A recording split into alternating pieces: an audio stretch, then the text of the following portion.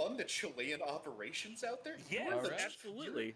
You have made the Silk Road through Chile by yourself, Bando? We're live now. Welcome into the Pondside Chat. We have Shuhan back after, what, it's been just about a year, right? Just about, Close enough, too. I'd say so. Maybe a month off. Welcome to our belated anniversary, Yeah. Hello, everybody. Yeah, it's just full peak. Things have changed in the last year a lot, frankly, for, we just stopped trying to have a format. Yep. we embraced the chaos. Yeah. Chaos is life. We pretty much embraced it and said, you know what? Yeah, you know what? Scuff is fun.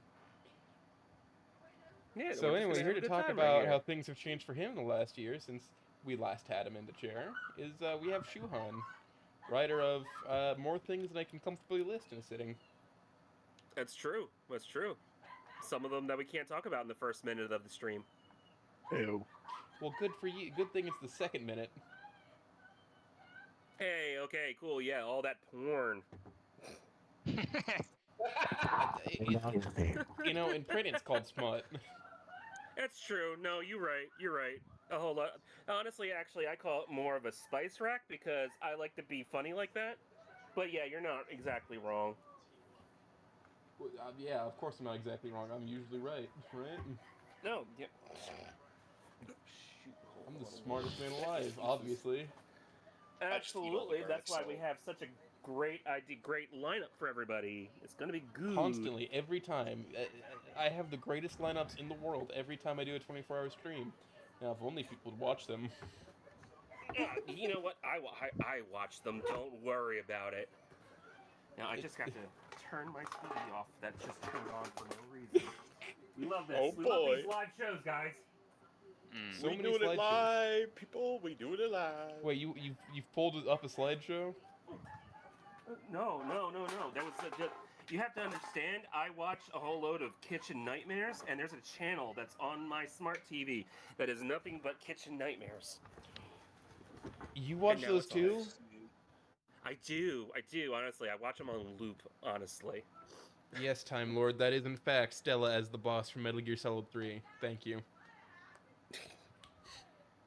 I collect only the best images. Only the best images. I had that only one the made. greatest of Stella's. I want to have just all the cutscenes from Metal Gear Solid 3, but with Snoot characters drawn at some point. And I only have one of the scenes. It's the one where the boss breaks Snake's arm. It's gonna be the boss breaking Snake's arm, but instead it's gonna be you, Photoshop. It's gonna be Stella breaking your neck, like it's thin arm. No, I mean, it's Stella breaking Annon's arm with this.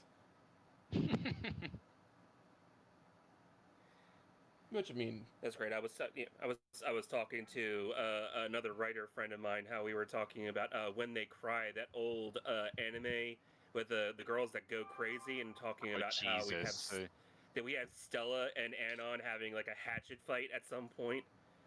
So yeah. Christ Almighty! Don't remind me of that fucking thing. Listen, bro. We all know that they do CQC.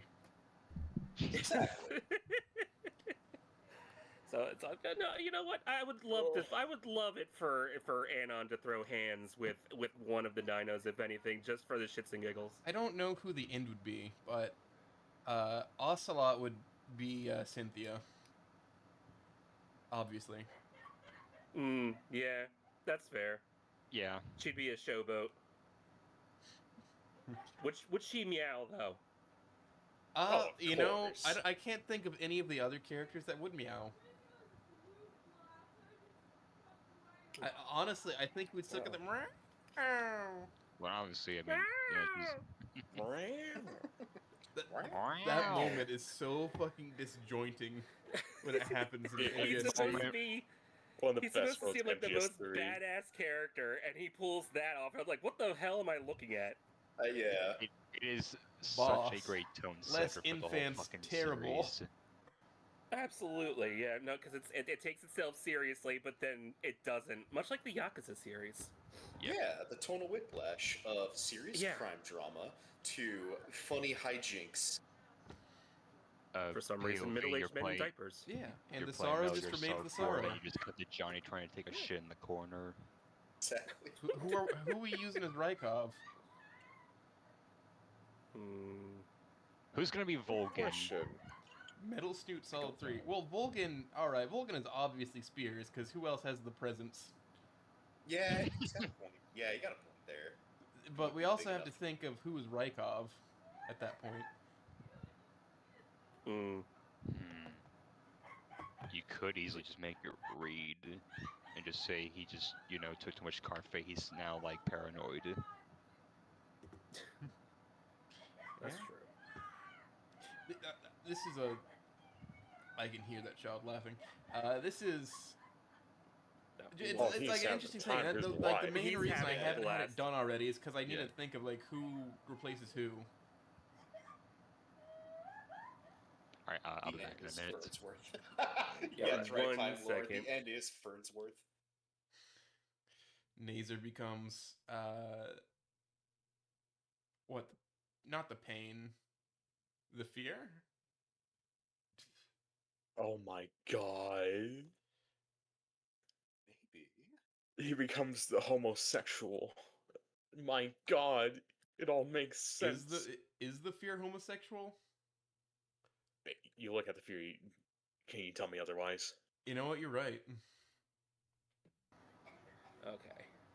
The man is so fucking flamboyant for being just batshit insane.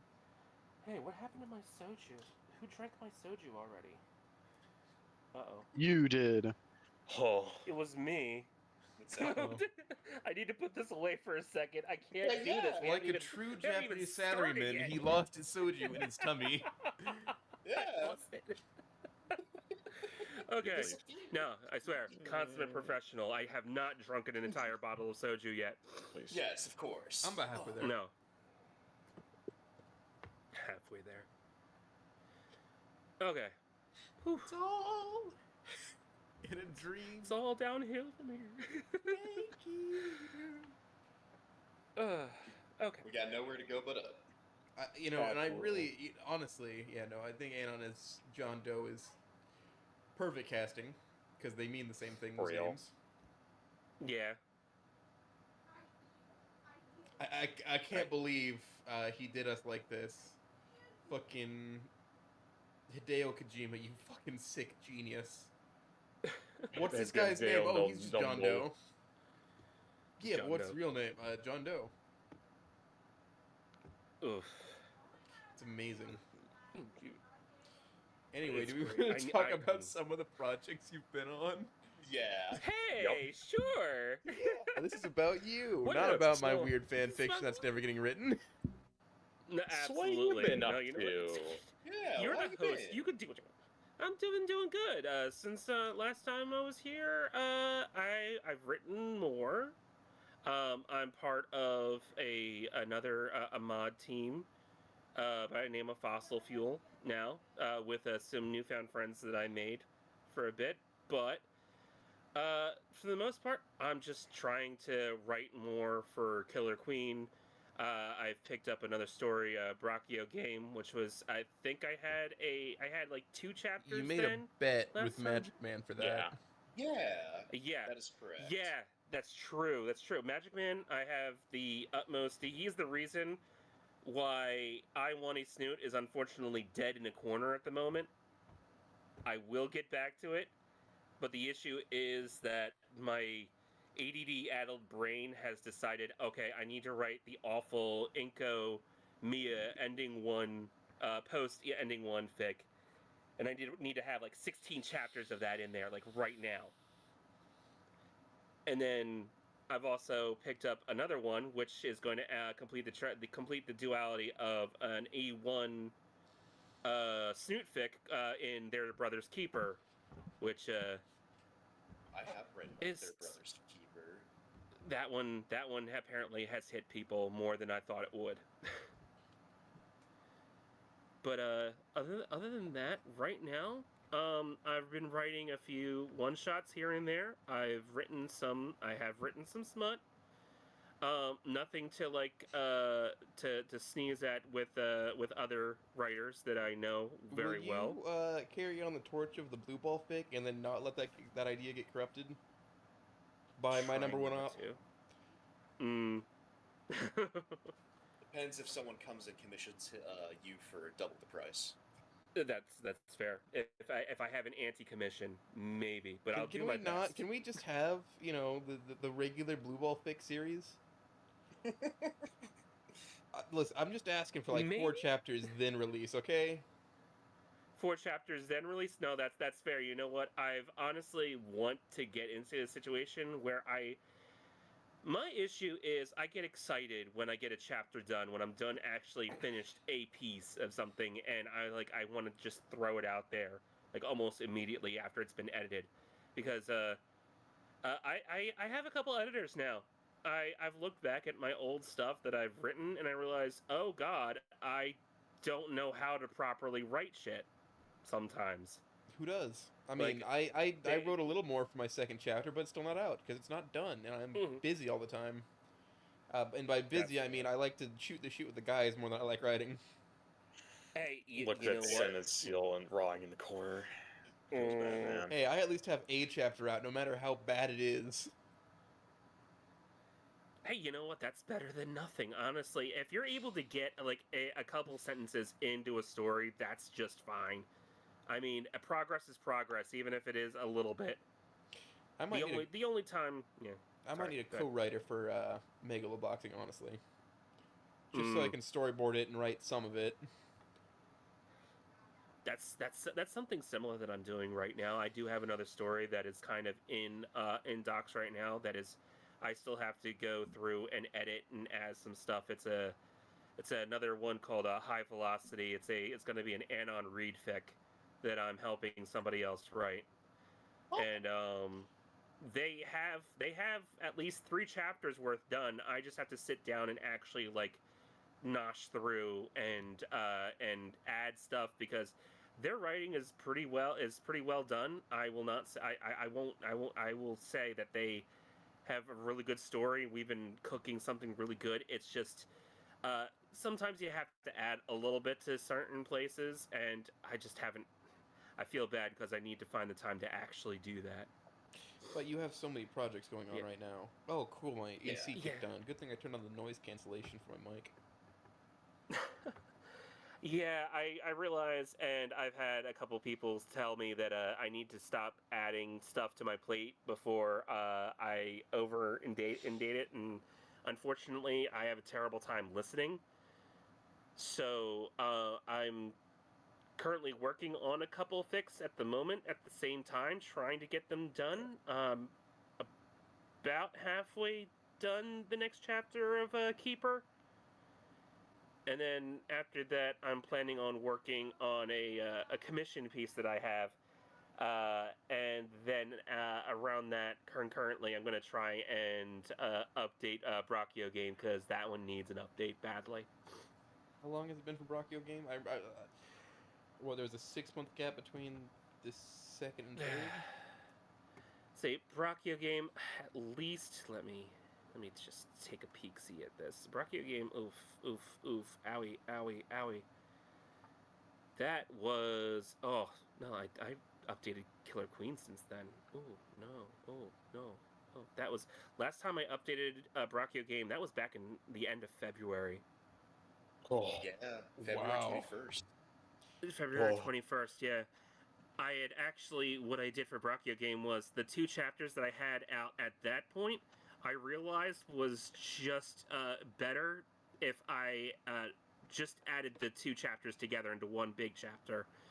So the first chapter is actually the first initial 2 chapters, and then the second chapter that I had updated on the 21st was the new stuff.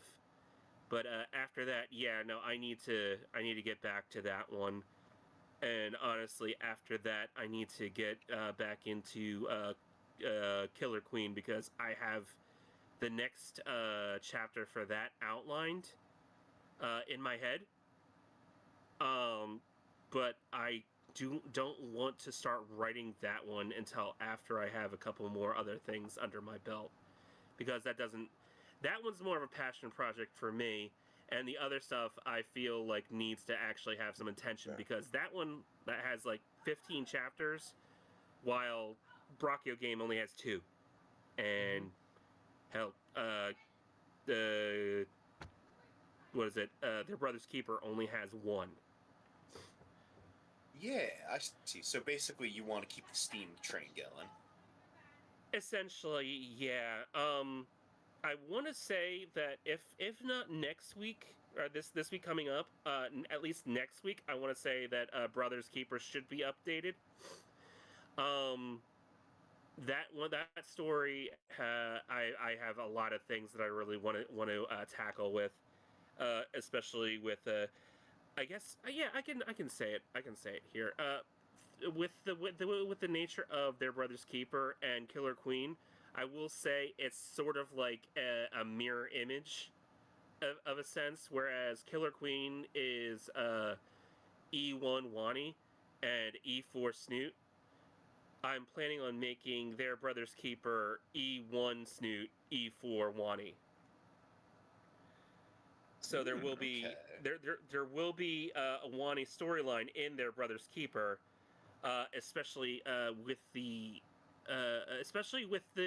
who is involved essentially in their Brother's Keeper, because I don't know if anybody else has seen it. It's more along the line. I guess I could just jump into what it is. It's an E1 Snoot game. If Anon, instead of going back up the stairs after seeing Nasser, he actually instead of going up the stairs, he saves Nasser and Naomi, or as best as he can, and helps them survive essentially the E1 happenings. Yeah, and the then, whole encounter. Yeah, and then the fallout that happens after that. Read her Brother's Keeper at all yet? It's what kind of relationship does Nazer and Naomi end up having with Anon after that? Is Nazer just like super against him because he didn't help his sister? I have, and it's more on the lines of I don't think we're there yet. Instead, Anon's basically performing basic first aid on both Nazer and Naomi. So the chapter ends right after they get out of school. That's when it ends. We're going to be picking up after that at the hospital. Yeah. Yeah, it's things happen out of sync. Since Anon doesn't go up to the rooftop, somebody else does. Considering, and then Anon makes it out of the building.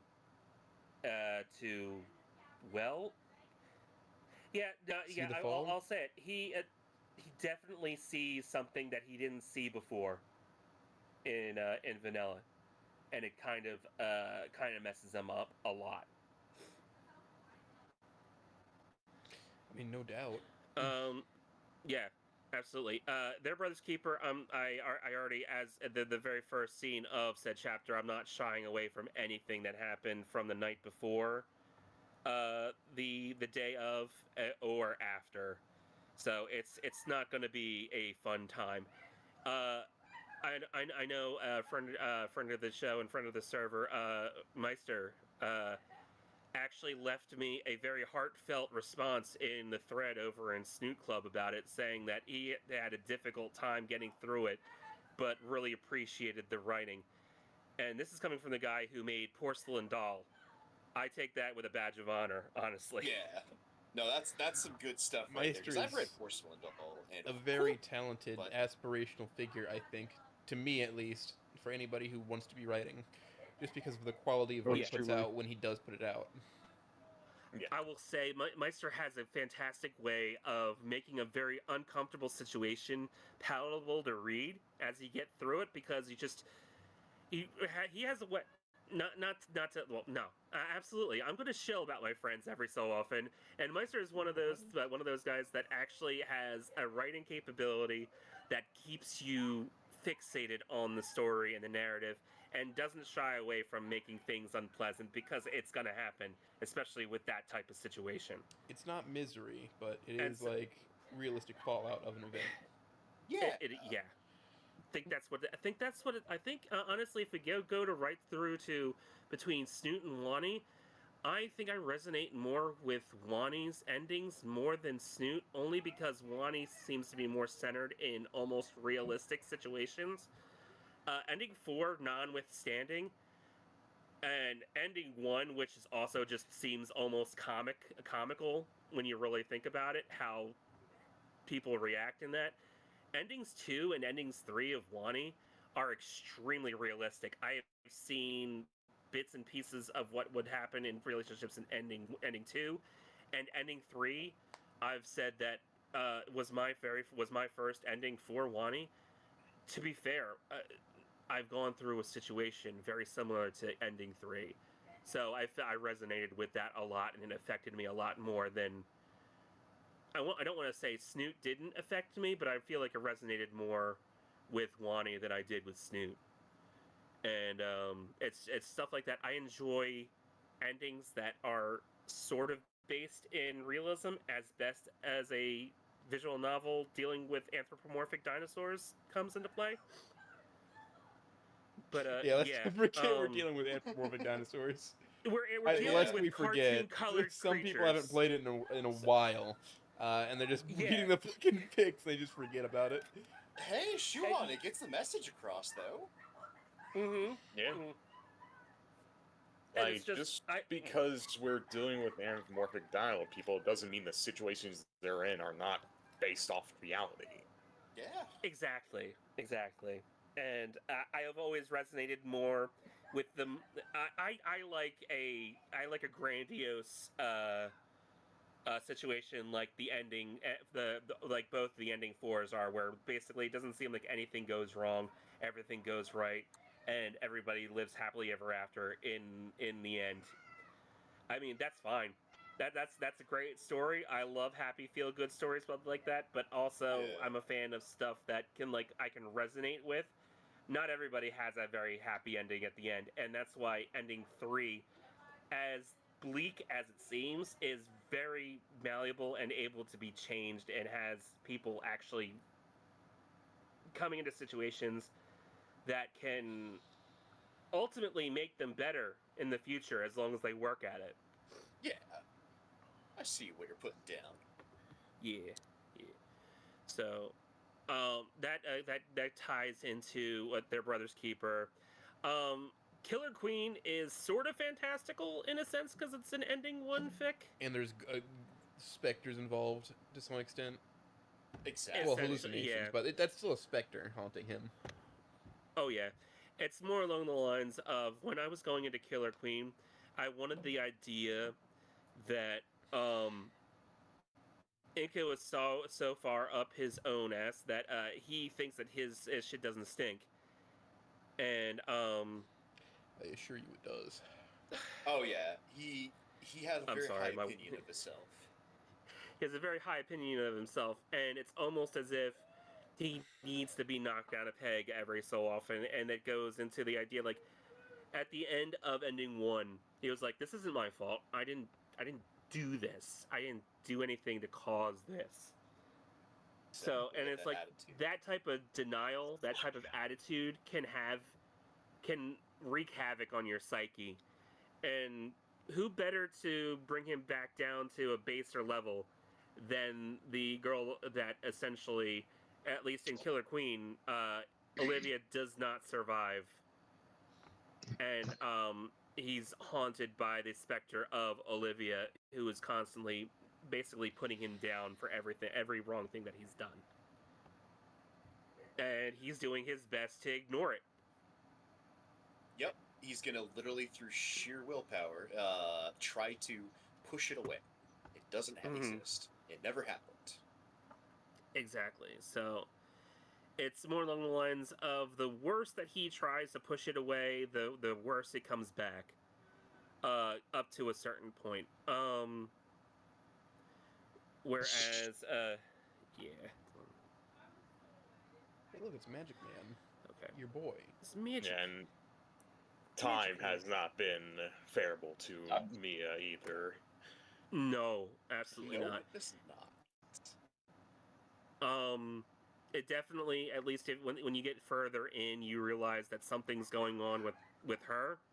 As much as I liked writing Mia in the first few chapters of the story because it was just unabashedly Mia. It was unabashedly just her being her bitchy self. Yeah. And but the issue is obviously there's something in the background happening that we don't see till a little bit further in, almost past the if I remember correctly, it was the 5th chapter that something pops up. Yeah, a little bit more Chapter background 3, I think, is the... Oh, no, Chapter 2 was the moment. Yeah, Chapter 2 is like that, man, that sure did happen. That's weird. That's odd. Yeah, it's the... When did this become a creepypasta? Yeah, I wonder why she's acting that way, huh? Well, let's not worry about it. Yeah, let's not worry about it. Then the whole thing that happens in the stairwell, which is just something else that there's a lot to unpack in her, but she seems to be doing the similar situation to Inko, where just okay, we're just gonna push it down. We're not gonna deal with this right now. Don't deal with our problems. That was in the past. Don't worry about it. It's gonna be okay. Yeah, just move forward. It's gonna be all right. And then it's just the only thing that I regret writing in Killer Queen is Talia. Oh, really? How come? Only because I feel horrible with what I'm with what I'm putting her through. I'd say I feel proud about that. I am. I'm very reading proud. It, and I like that she is herself, unabashedly so, and telling she's like, hey, you know what? Maybe something can happen here. Maybe something can happen here, and I like where it's going. Hopefully, she is hopeless. You can tell she's a hopeless romantic. She just wants to make sure everything works out. Yeah, it's just I don't know if you've noticed like that, but sometimes people like that are just thrown into the meat grinder in life like that. And she's very much glass half empty, and I love her for it. She's very good, and I love her. And when I first conceived the character, I wasn't trying to actually fall in love with her the way that I have, because I didn't want to make it feel bad that it's like, oh, this is a character that I don't feel really much about, because I'm going to do like some terrible things, because all you have to do is look at the tags and see exactly what type of relationship this one's going to be. Yes. And realize that she probably doesn't have a shot in hell. Yeah, it's why there's probably going to be some back and forth. Hence why I've already started writing the cope fic to go along with it. Hey, the sidetrack. Recovery route, which will soon one of these days actually get an update to it, because I do want to write that one. Oh man, I love this. I love your style where you're like, hey, I have a cool idea. Let's make another fic off this idea and have it go to its most reasonable route. And I like that a lot. I see that a lot with your writing, and I find that fantastic. Thank you. Yeah. I just my issue is I wish that I had a more one-track mind than something that's like, oh, this is a great idea, I'm going to write this, and then it dies halfway through and is in the corner, because bring up the elephant in the room, we've already talked about it. I Want a Snoot is sort of in an indefinite hiatus for now, only because I've filled my plate with so many other things that I need to go back and look at that. I'm happy with how I Want a Snoot is going. I want to write more Inko Fang stuff and Anon Olivia stuff, because that's really interesting to me. But the issue is the stuff that I'm working on now has just been gnawing at me more than I Want a Snoot has, and I do feel terrible about that. But nah, don't be. It's more along the lines of I have ideas for that. I have a story for it. It's just, yeah, other things have gotten in the way, and we'll get to it sooner or later. It's more along the lines of I'm probably gonna have to finish at least one of my long-standing stories before I go back to it. Yeah, and again, this is a thing I see a lot of times where people, they're either like, I like to strike while the iron's hot, or they're people of like, well, wait a minute, I do have this idea, but I don't feel like I'll do it justice if I just try to write it all in one night. I might need a couple of more weeks to kind of get it more thought out.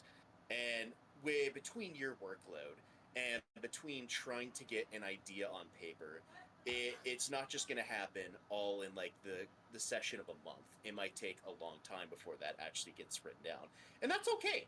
Again, there's a very smart guy out there that said, hey, a rushed game will always be bad, but if you keep delaying a game, it might get good over time. Yeah, absolutely. Yeah, no, I completely agree with that, and it comes to the where a couple of the commissions that I've had that I'm very thankful the people that I've worked with that have come to me and like are willing to actually pay me for a couple of stories are very patient with me because they also have said a similar thing to that. They would rather have a well thought out product than something that was just rushed out and it's actually just garbage. And I don't want to deliver somebody who decided to give me money for some god awful reason and not give them something that they would actually enjoy. I don't want to just fart out a story, hand it to them, and say, "Here you go, thank you for your monies." Exactly, input-output machine. I get that. Yeah. I want to be proud of what I've written, and that's why if I do get commissions, I only write stuff that would interest me because I want to give everything that I write a fair shake before I put it out. Yeah, of course.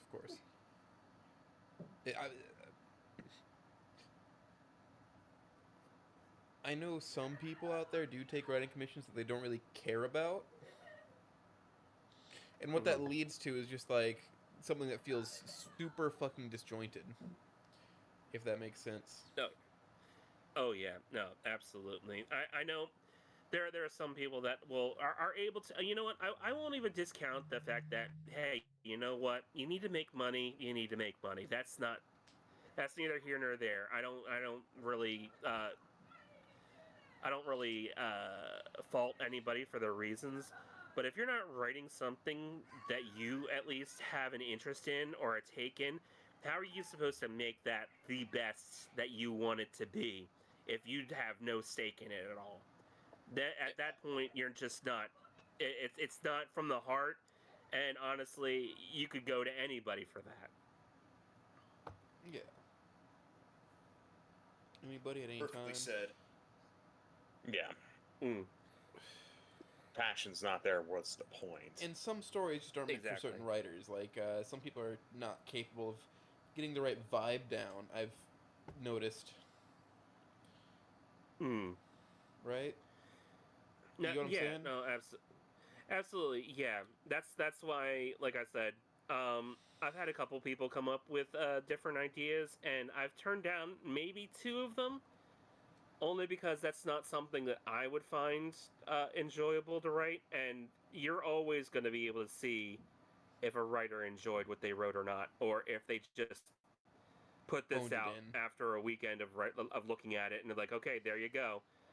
I've always valued writing something that I enjoy, and if I can find people that synchronize with that joy and they enjoy reading it, perfect. I'm always the proponent of write what you like, and if you find that, you will probably find the audience that will enjoy what you write. Most likely, the internet is a vast place, and people will find you. That's a threat, by the way. Mm-hmm. We will find you. Oh, okay. I'm not going to say exactly what I saw the other day, but definitely on the thread, I saw something that I never thought I would ever see. And what was that? Let's just say that somebody really enjoys my spice rack. Oh, sure. Yeah. Yeah, you're gonna find people like that out there. Yeah, I think it was a friend of mine had actually screenshot that particular post off of the thread, off of 4chan, and I'm like, oh, okay, I'm flattered. I'm a little disturbed, but I'm flattered. You have a big I fan. appreciate that you enjoy. The only interaction I've had with 4chan, really, you have a fan, is people shit-talking the roundup and misattributing it to Meister. Yeah. That's It's weird. all his fault. That was fucking crazy. That was wild. I don't understand how that even worked. Yes. Channel called honest Father with you, Oates. I usually. Yeah. Obviously, this is a man from Wisconsin. Oof. But yeah, no, I've gone in those threads and I've seen green text come out of them where it's like, hey, that's a cool idea. Roll with that and see how long you can go with that. Absolutely, yeah. Sometimes people are like, yo, what if you just had and forgive me, but what if you had a whole fucking day where Ripley and Anon go golfing, and like somehow when Anon has the putter, he's a god, but any other any other tool, and he's terrible. Just the reverse Happy And Gilmore. it really is, basically, but it's fun. It's a good little exercise. The green texts that I've seen in that certain thread have been really good, but then there's also stuff that can be, you could be forgotten. You could bury it. You could bury it just a little bit. Listen, but you know we're gonna put.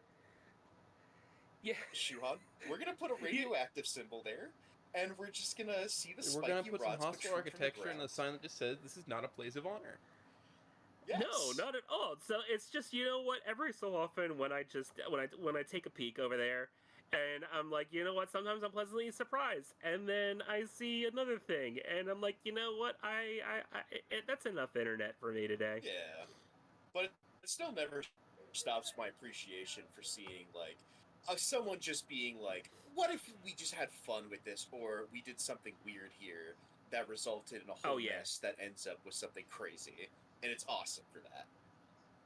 Absolutely. It goes along to, I think it was when Smoothrock was talking about testing your boundaries, anything stuff like that, like you could come, if you're able to like take the wildest idea and make out a coherent story with it, I am an instant fan of that. If you're able to, if you have the balls to actually do a fix, say, where you make Naomi a psychotic, like almost Bay Harbor Butcher type killer, just for the fact that she wants Nasser all to herself. Go for it. Miss Sophistication will be like one of my favorite Naomi fics ever, even if she is a psychotic killer in that. It definitely does the drama very right, and it does it absolutely. Instantly. Yeah, no. Shout out to Salada. All of his fics have been fantastic. From his Parasword Triple Deluxe fix to what was it? It was it's a long ass name. Nobody wants to read a fic where Naomi doesn't get naked. Is a fabulous story. Barring the name of said fic, it is some of the best writing that I've read and I've enjoyed, and it had me hanging on every page. Even so much that he actually had to change the ending because people didn't receive it well. I think the first ending was actually pretty decent. I have a weird tendency to think that okay, everything doesn't have to be tied up in an even bow and everything like that. Some things just aren't meant to be. Some gifts come as they are. Some things just it happens. Honestly, it felt extremely realistic with how that originally ended. I liked his new ending for it. Not gonna lie, I liked the original one just a tad bit more because I'm not gonna spoiler anything. It's something that I've seen happen in reality with other relationships that I've seen go in and out. Yeah.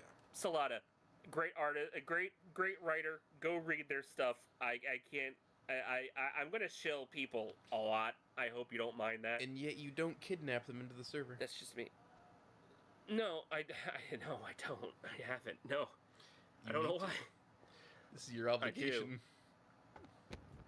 That's true. You know what? I will kidnap Salata, because Salata also, every time I put up like an update for their Brother's Keeper or Killer Queen, they're always like so thankful that I've written it, because apparently they're for some reason a fan of my stuff. I understand why people like my writing, I guess. Also, I'm just the funny man on the internet writing funny stories that people wouldn't even think about, because who thinks of Inko Mia? That's a terrible shit. That's a terrible pairing. Why would you do that? Yeah. Because I thought it was funny. Exactly. It's a good duo for destruction right there. Yeah. Ending one, Inko and Mia are such a volatile mix, especially when Magic Man, like I said, it was back in the Humanota's server, where I had just only started to get to know Magic Man, and he said that I should write something that is Inko Mia, and I'm like, ha, that'd be funny. What if I just make an E1 Inko Mia fic? That'd be great. And he's like, yeah, you should. You know what? I will. 15 chapters later, I'm realizing, oh, okay, that's a thing. That's a thing that I made. Oops. Yeah, it is, and it's a beautiful thing. I'm honestly, because of that, I was in the middle of writing Iwani Snoot, and I was like, you know what, Killer Queen is just going to be on the back burner. I'm dealing more with Iwani Snoot, and then my brain just kept on focusing. I kept on latching onto Killer Queen, and I had the idea, and I kept on writing. So much so that I know where I'm going to end with Killer Queen. It's just getting there is the hard part. Yeah, no, definitely. And I always say, like, take all the time you need with that stuff, because it's not going to be something you can brute force and be like, yeah, but I got the vehicle there. And it's like, yes, you got the vehicle there, but, you know, at the same time, we got to make it have it all make sense. Like, where are these people during this time kind of sense? Yeah, it's something that the journey is as equally interesting as where it ends off. You want to at least have a consistent, and you want to have a consistent journey from beginning, middle to end. And I hope. I know I've heard what you've said, Jack, about that. Jack and Sierra, I've heard how you feel about the dynamic that I've made with the Morettis. I've been enjoying writing them. I can't wait to write more of them. I can't wait to write more of the Morettis in their Brother's Keeper, because there is an iteration of the Morettis, similar family dynamic in their Brother's Keeper. I just have to realize them is all. Exactly, and it's very nice to see those dynamics play out and how they affect each other. Oh my goodness! Yeah. It shows you, like, oh my goodness, yeah, I can understand now. By the way, if you're cool with me asking, there's a certain side character I saw you put in the cafe over in Killer Queen, and would you like to talk more about him? Absolutely. What did you want to know? I want to know, has he given up his evil ways? Has he truly turned away from the path of evil and catching that diamond hog? Let me tell you. When I was writing Killer Queen, I had to think about the ideas of the side characters that we're going to have. And absolutely almost all the side characters I have planned are from other media.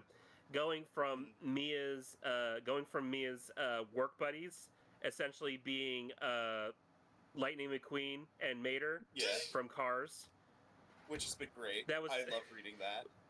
It's great. They're gonna come, but they will come back. No worries. all the way to the cafe, like Talia's favorite cafe that's right next to her sister's salon, which is the Mean Bean Machine, which I've just completely lifted from the Sonic movie series, only because I hate the actual video game Mean Bean Machine, which is just another Tetris ripoff. But whatever, it's it also fine. destroys your eardrums in the menu. Oh yeah. Tetris or gems? Ivo and Stone.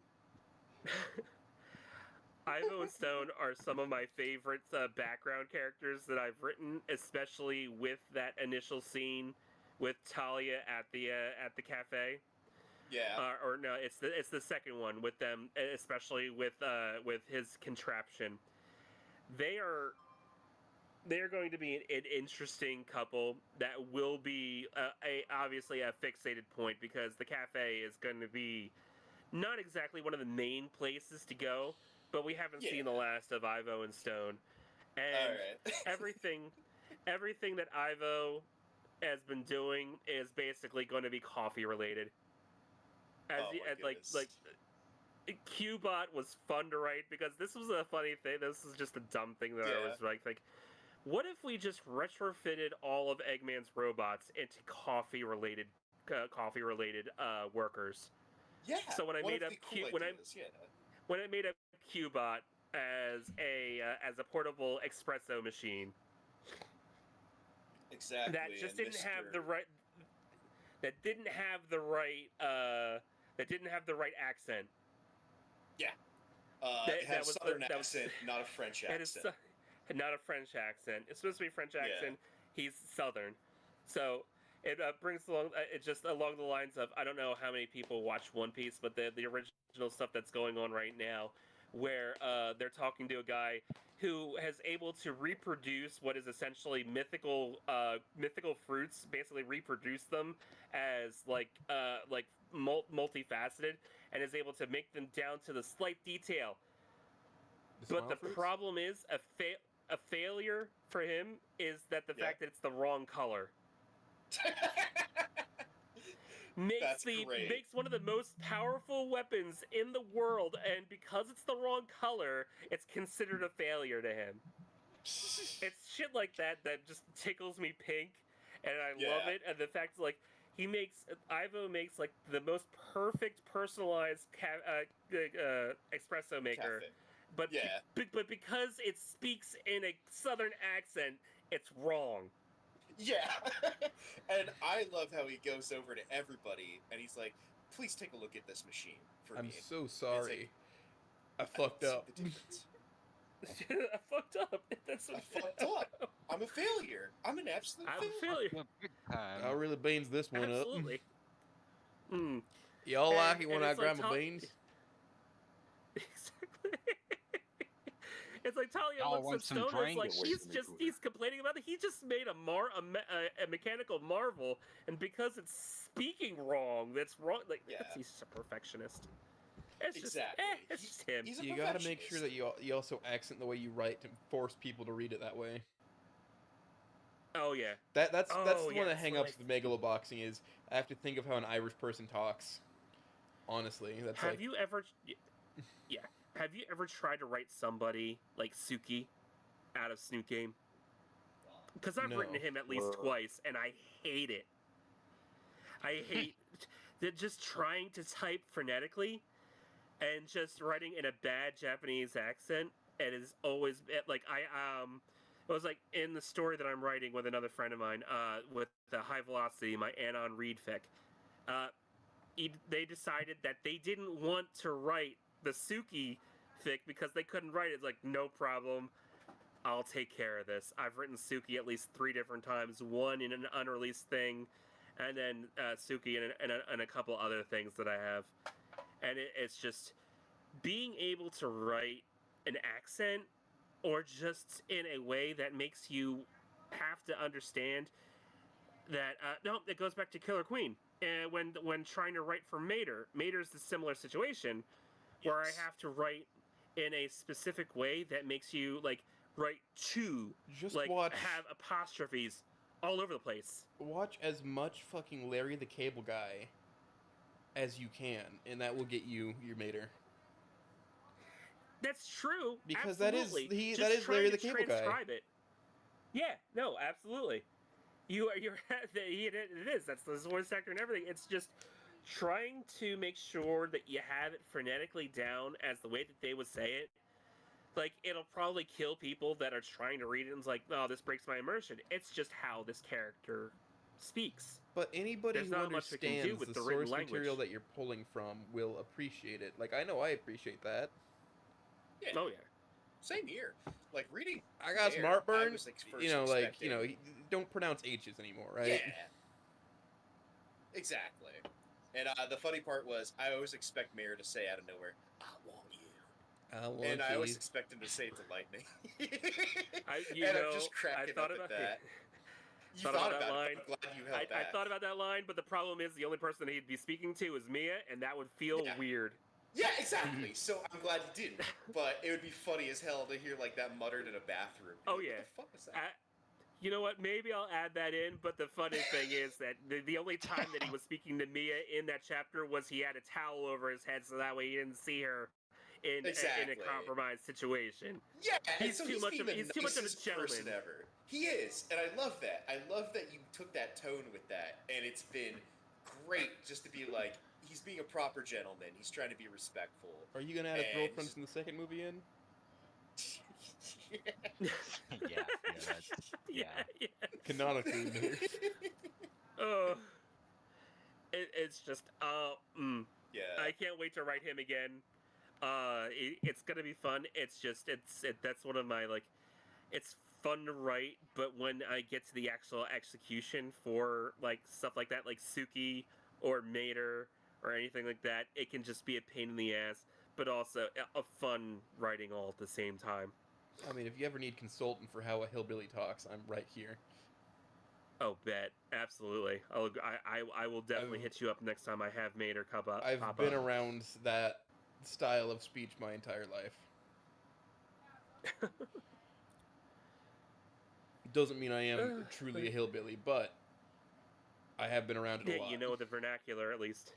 Yeah. Exactly. My dad calls himself a hillbilly, but he really is not. But he's also lived around it for a long time.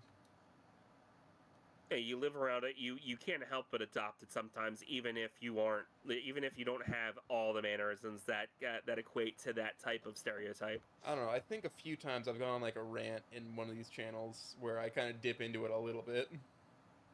Hmm. That makes sense. Sierra, have you picked that? Have you seen me do that? What? Oh no, he's dead. He's died. He's died. Oh no. Sierra's died. Don't worry. He's locking in. I love Stranger's Kaboom. Oh. Is alive, is dead, he's still getting hit. What? Wonderful. Oh, he's playing Abiotic Factor in the background. Oh, yeah. okay, all right. That makes sense. That makes more sense. Pet carries are running his base over. He is very mad. Peccaries have a charge attack. If you kill them before they do the attack, they might hit you after being dead. It's great. Ow. It's like blood loss in Dark Souls when you're already dead. Yeah, they keep doing so. How did I lose They all more have blood? I'm already Mardum dead. equipped. The motherfuckers. No, but Sierra, you've seen me hop into what we call the ancestral accent before when I'm just going on a rant. Yeah. It's like me. You get me pissed off enough, the Texas blood comes out, and oh boy. You're getting the true Texas welcome. And you can pick it out. I mean, that's a Kansas City border accent. Is just you start cutting off vowels and consonants randomly. Oh no, his internet died. Oh. Yep. Oh no, we lost the shoe. Panic! I'm sorry, I died. Your internet I don't know what fucked happened. Up. He lives! I'm here. He's risen. Welcome back to the realm of living. Nothing like having a live stream as you just have technical issues happen. Oh, it's Ever so constant. often. Mm. I'll take those crate of beers right beside me. Oh, thank you. It's a constant thing. It is a fluctuation, if you will. You've seen me dealing with technical issues, I'm let's see, sure. what's it? I know you have. I know you love watching it. Happens, but you know what? The streams are good for it when it happens. That just means we're real. Exactly. I don't know what I just said. Huh? Excuse me. I may need more soju.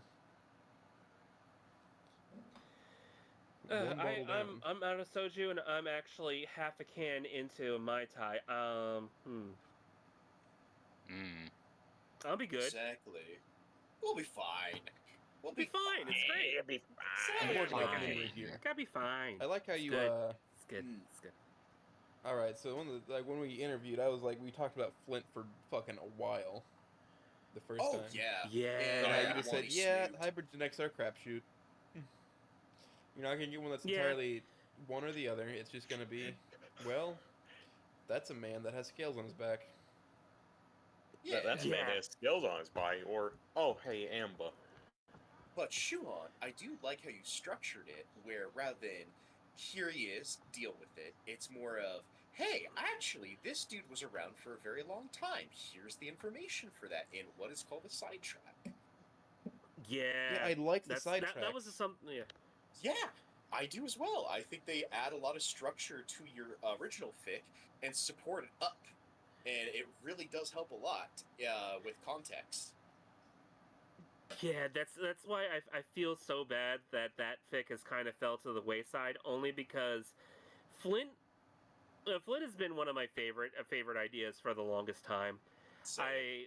Before I really got into Killer Queen and all that, I had several other things where I have ideas for a more Flint backstory. The sidetracks helped with that.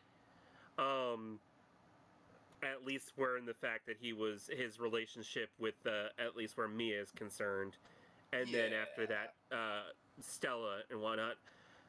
The idea that he is a Neanderthal T-Rex hybrid I liked the idea of that only because he at least in my fiction, he was technically the first human-esque character that was in Volcano or in Saint Hamad at that moment. And then the fact that he has not one but two show up, he makes it feel like that he actually feels seen, and it's not just him by himself for the longest time.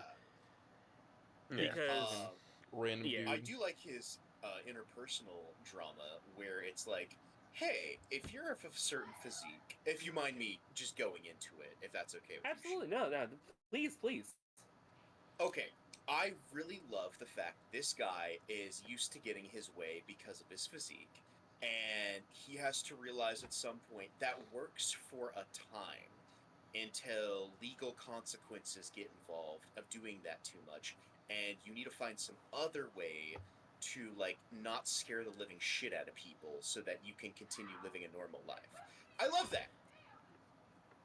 Oh yeah.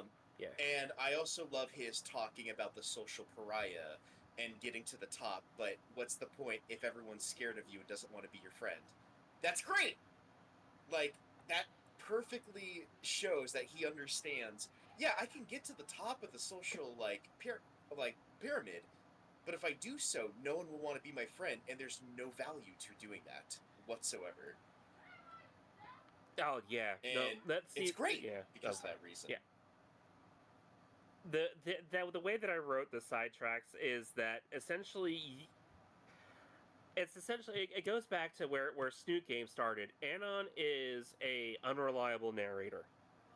For a lot of what he tells us and how we see him and how he perceives his life is essentially from the eyes of an 18/19-year-old teenager who doesn't really know everything that goes along with how people's emotions and how people act. They act one way when they feel a different way.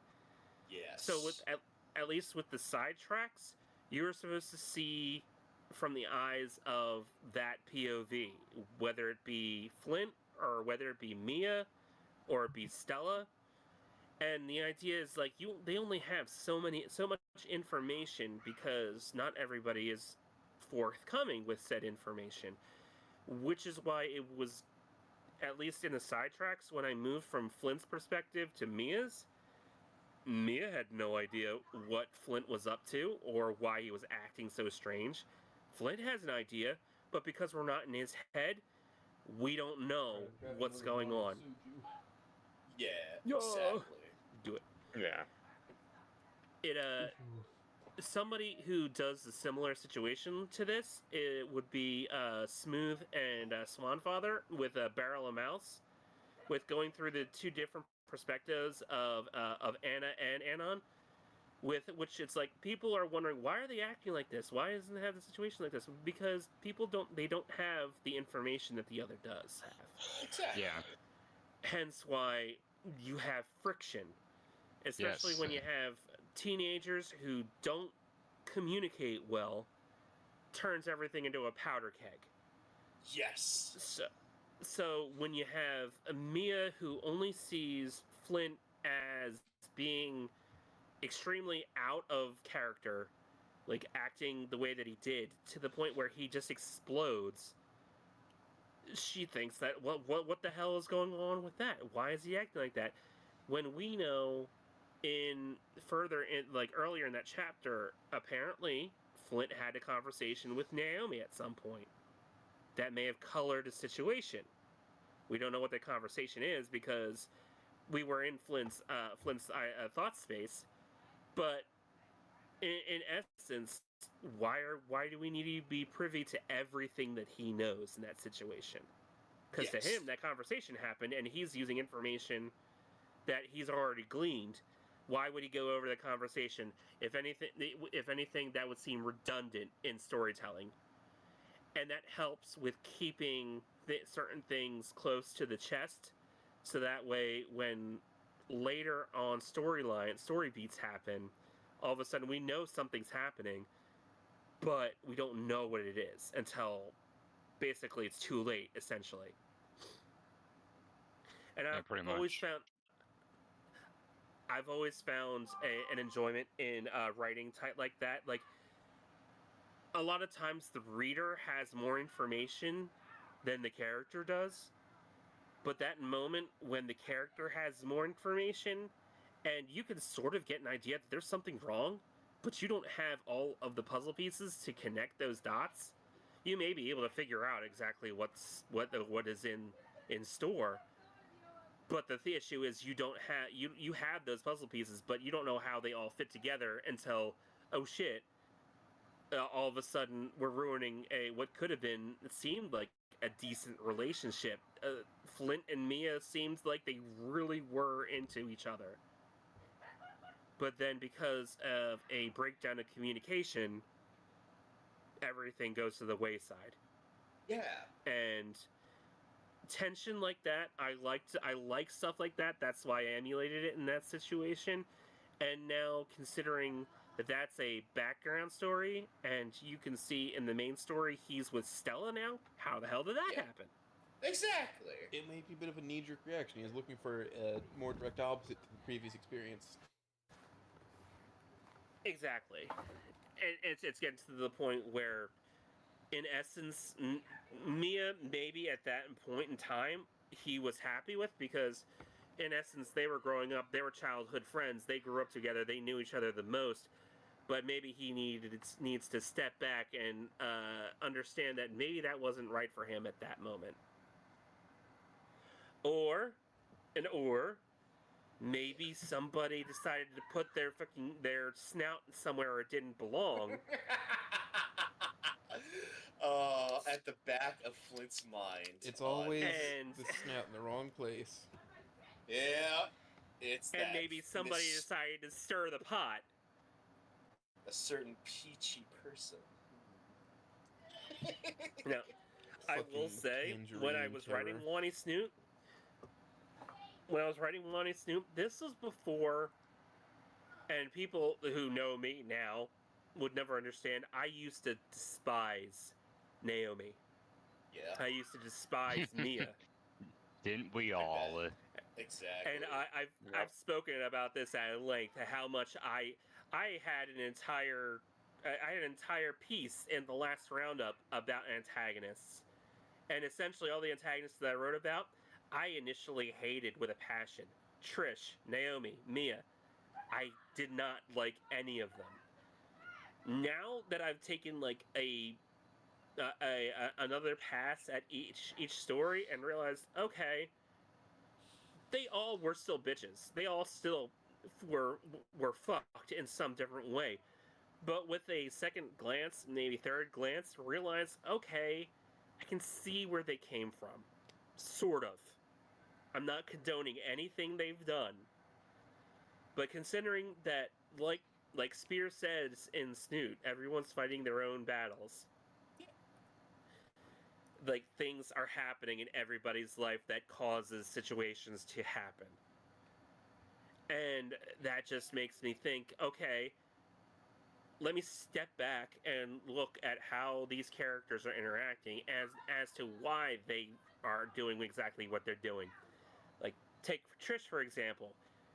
Very clearly, and it was honestly thanks to her bonus chapters, we find out that she comes from a family, basically she lives in almost a zoo-like situation where she takes care of her younger siblings constantly.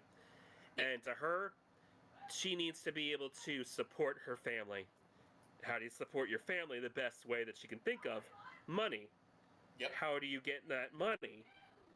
By being in a band with your friends. Yep. That can be very lucrative.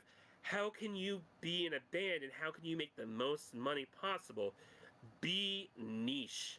Be somebody that explores something that nobody really has gone to. It's double bass, no guitar. Exactly. And you know what? Right there on paper, it seems like it would work. Maybe. But you need the skills of like a Les Claypool type of character to make that work. Exactly. The problem is that she looked at the paperwork and that was it. She also went into a situation where she believed she was doing the best for her family, or she was doing the best for her friends, for her best friend, and she was doing what was best for the band. Is what she did right? Absolutely fucking not. No. She should have not done a single bit of what she did. But, and it's a big but, she has a situation where she thought that was the best portion of it. Was she control freak? Yes. She needed and needs a wake-up call to say, hey, you fucked up. But there really wasn't anyone there. Yeah. Yeah, I'm gonna fit you in this hole, and I'm gonna make sure you're comfortable in that hole. But you're within this plan of mine. You only exist within this plan, and that's where it's kind of like Jesus. Yeah. That'll cause disconnect. She was self-centered. Exactly. And unfortunately, because of those dominoes, she effectively, I think the Cavemenon said themselves, if Anon didn't meet, if Anon had stayed the course and not met with Fang or gotten together with Fang, Fang was destined for E2, which is just an awful thought, in essence. Yeah. To the idea that there was no happy ending there. There was no happy ending there, which sucks. Sounds bad because Trish was a manipulative piece of shit. Yeah. But if you look at it at another lens, at another way, especially thanks to the bonus chapters, realize she got to that point because of her living situation. Does not absolve her of anything that she did. It's how it happened. It's an explanation for it. Yeah, she needed a way to support her family, and she thought, well, this is like the most lucrative and fastest way to do so without having to get a piece of paper saying I'm qualified for this job. Which I completely understand the lure of that. Like, being able to find a lucrative job that just prints money for you out of nowhere without any real, besides putting in work, of course. No, that's something that allures a lot of people. And I like that. That makes it more humanizing. And it's not meant to be an apology. It's not meant to be an apology for what she did. She was a manipulative piece of shit that fucked up her friend's life, almost to the extent of most likely she's the reason why the guitar string snapped in E1, and we're not gonna. That's neither here nor there. It's just, it sucks. Oh yeah, big time. Which also has me wondering about something. So, a thoracic accident. Tell me where this came from. Okay, thoracic accident. That one's a funny one because I never had a thought about making this until a funny other little goose, or honestly, a funny swan, by the name of Swan Father, wrote my number one accident. Honestly, I didn't expect him to be chill like he was. Honestly. Oh, he's great. Just awesome, don't tick him off. Don't tick him off. Don't do something that'll tick him off because he will come at you like a fucking swan. Yep. He has a very, very short fuse and very little patience. I mean, and that's a big. That's one of those ways that I'd say we were alike, I guess. Yeah. He is also one of the fiercest, most loyal people that you can ever meet, and I absolutely adore every time I talk to him. Oh yeah, no, he's been not gonna get. Don't get me wrong, Swan Father is like. I have to tell you, like when I first started out in the Snoot Wanting community, I was reading Swan Father stuff, and I was like, man, this is some of the best shit that I've read for in the longest time. And now I'm in a server with him, basically able to just shoot the shit whenever, and whenever we talk, whenever ever so often we get a chance to like talk to one another, it's just he's a really great guy. I love talking to him. He's fantastic. He's funny. And just like, wow, I'm meeting somebody that got me into writing, and that feels strange and scary all at the same time. Oh, man. It's just, it's one of those moments where, go ahead and meet your heroes. Sometimes it actually is a good thing. Exactly. Yeah. One of those I wish he'd hang around here more, but I mean, I understand why he doesn't. He's busy with other shit. And it's just not getting into it stuff. He's getting extremely busy now for the future, for the foregoing future for a bit. Oh, I know. I heard about that. If Swan is watching, I just want to tell him congratulations. Yeah.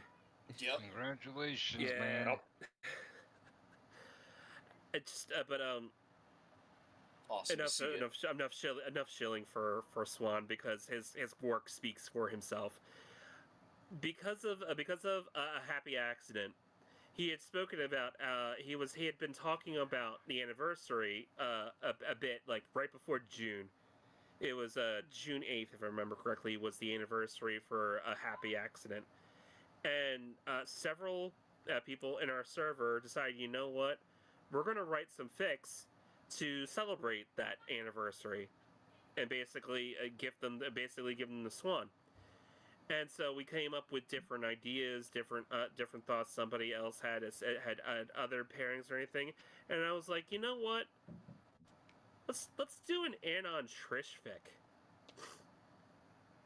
Yeah, Not for nothing. Yeah.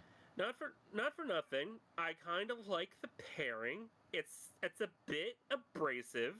It is, because you got a guy who makes fun of that certain demographic quite a bit in his shit posting, and now all of a sudden the person who's been giving him the most shit in his life is next to him all the time, and that's interesting. I like that. Exactly. Thought. Yeah. Opposites attract. Honestly, opposites will always be one of my favorite things to do. And what's more opposite than Anon and Trish? Constantly butting heads. But the idea, the thought process that I always hammer in every type of situation, every time I think about anything writing, any type of situation like that, what is the best way to fix any of these situations, or at least make them a tiny bit better? A communication. Yes. Communication would fix not all the problems, mind you, because there's definitely other work that other people have to do, but communication is a definite good foothold and figured it out.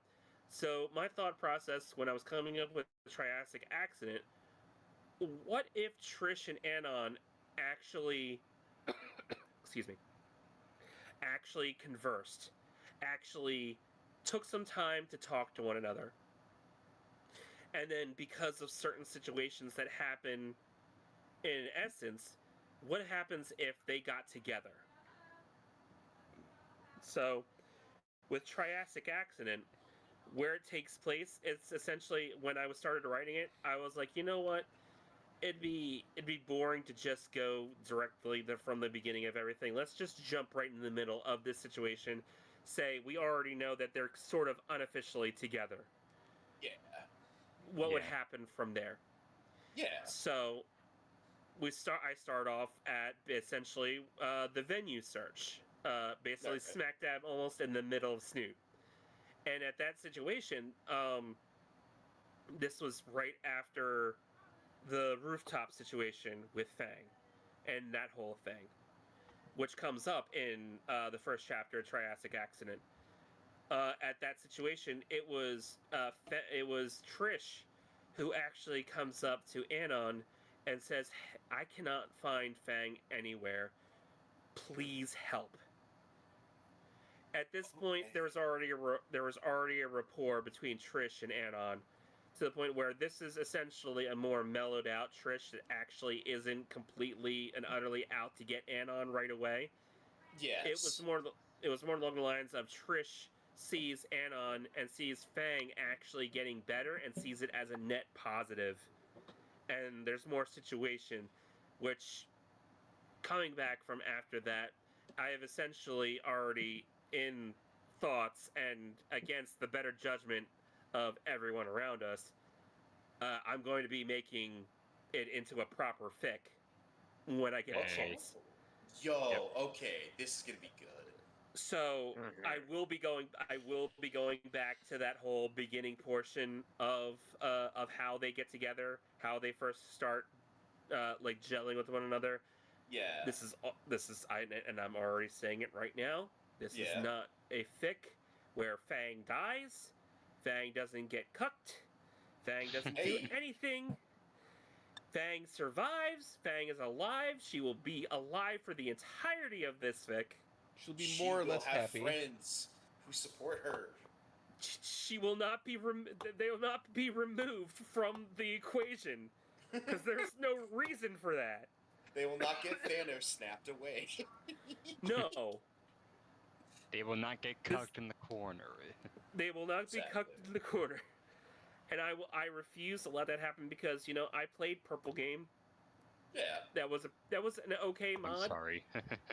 It was an okay mod. You know, for what it was, I will appreciate it for the fact that it wasn't terrible. It could have been worse. Yes. Me and Sierra played Trish's Route mod on Old Snoot, and oh lord, we saw some things. Yeah, the Trish route I'm also sort of wary about. I don't mind it. It's just it goes the easy route of Fang going completely ballistic, completely out of character, and just does it halfway through what it should have been, and then dealing with the aftermath of that. It wasn't great. It wasn't fantastic. Yeah, but it's very clear it had some idea, but just trying to get that idea across, in execution, it just didn't come out right. And I was like, oh, okay, well, damn it. The idea was there, but it kind of fell halfway through, and now I'm just left with this mess. Yeah, and it's just it gets the idea is like you can have if you actually give it a chance and actually like put a little bit of thought process behind it, you don't have to have somebody die. Yeah, I know, it's crazy. It's amazing. Wild. It's crazy. Just change the parameters. Just change the situation. Yeah. Like maybe yeah. Oh, sorry. Go ahead. Shuhan. No, you're good. Like going back to Brachio game. Like just changing a couple things that would maybe not when you're thinking about it. Maybe it doesn't change anything in the grand scheme of things. But with Brachio game, instead of seeing Olivia in the hallway, Inko is talking to Scalar and Ben in Scalar's office when Olivia passes by. He never has that initial sighting of Olivia speeding through the hallways. And then just changing the idea that instead of gym first class, he actually has math.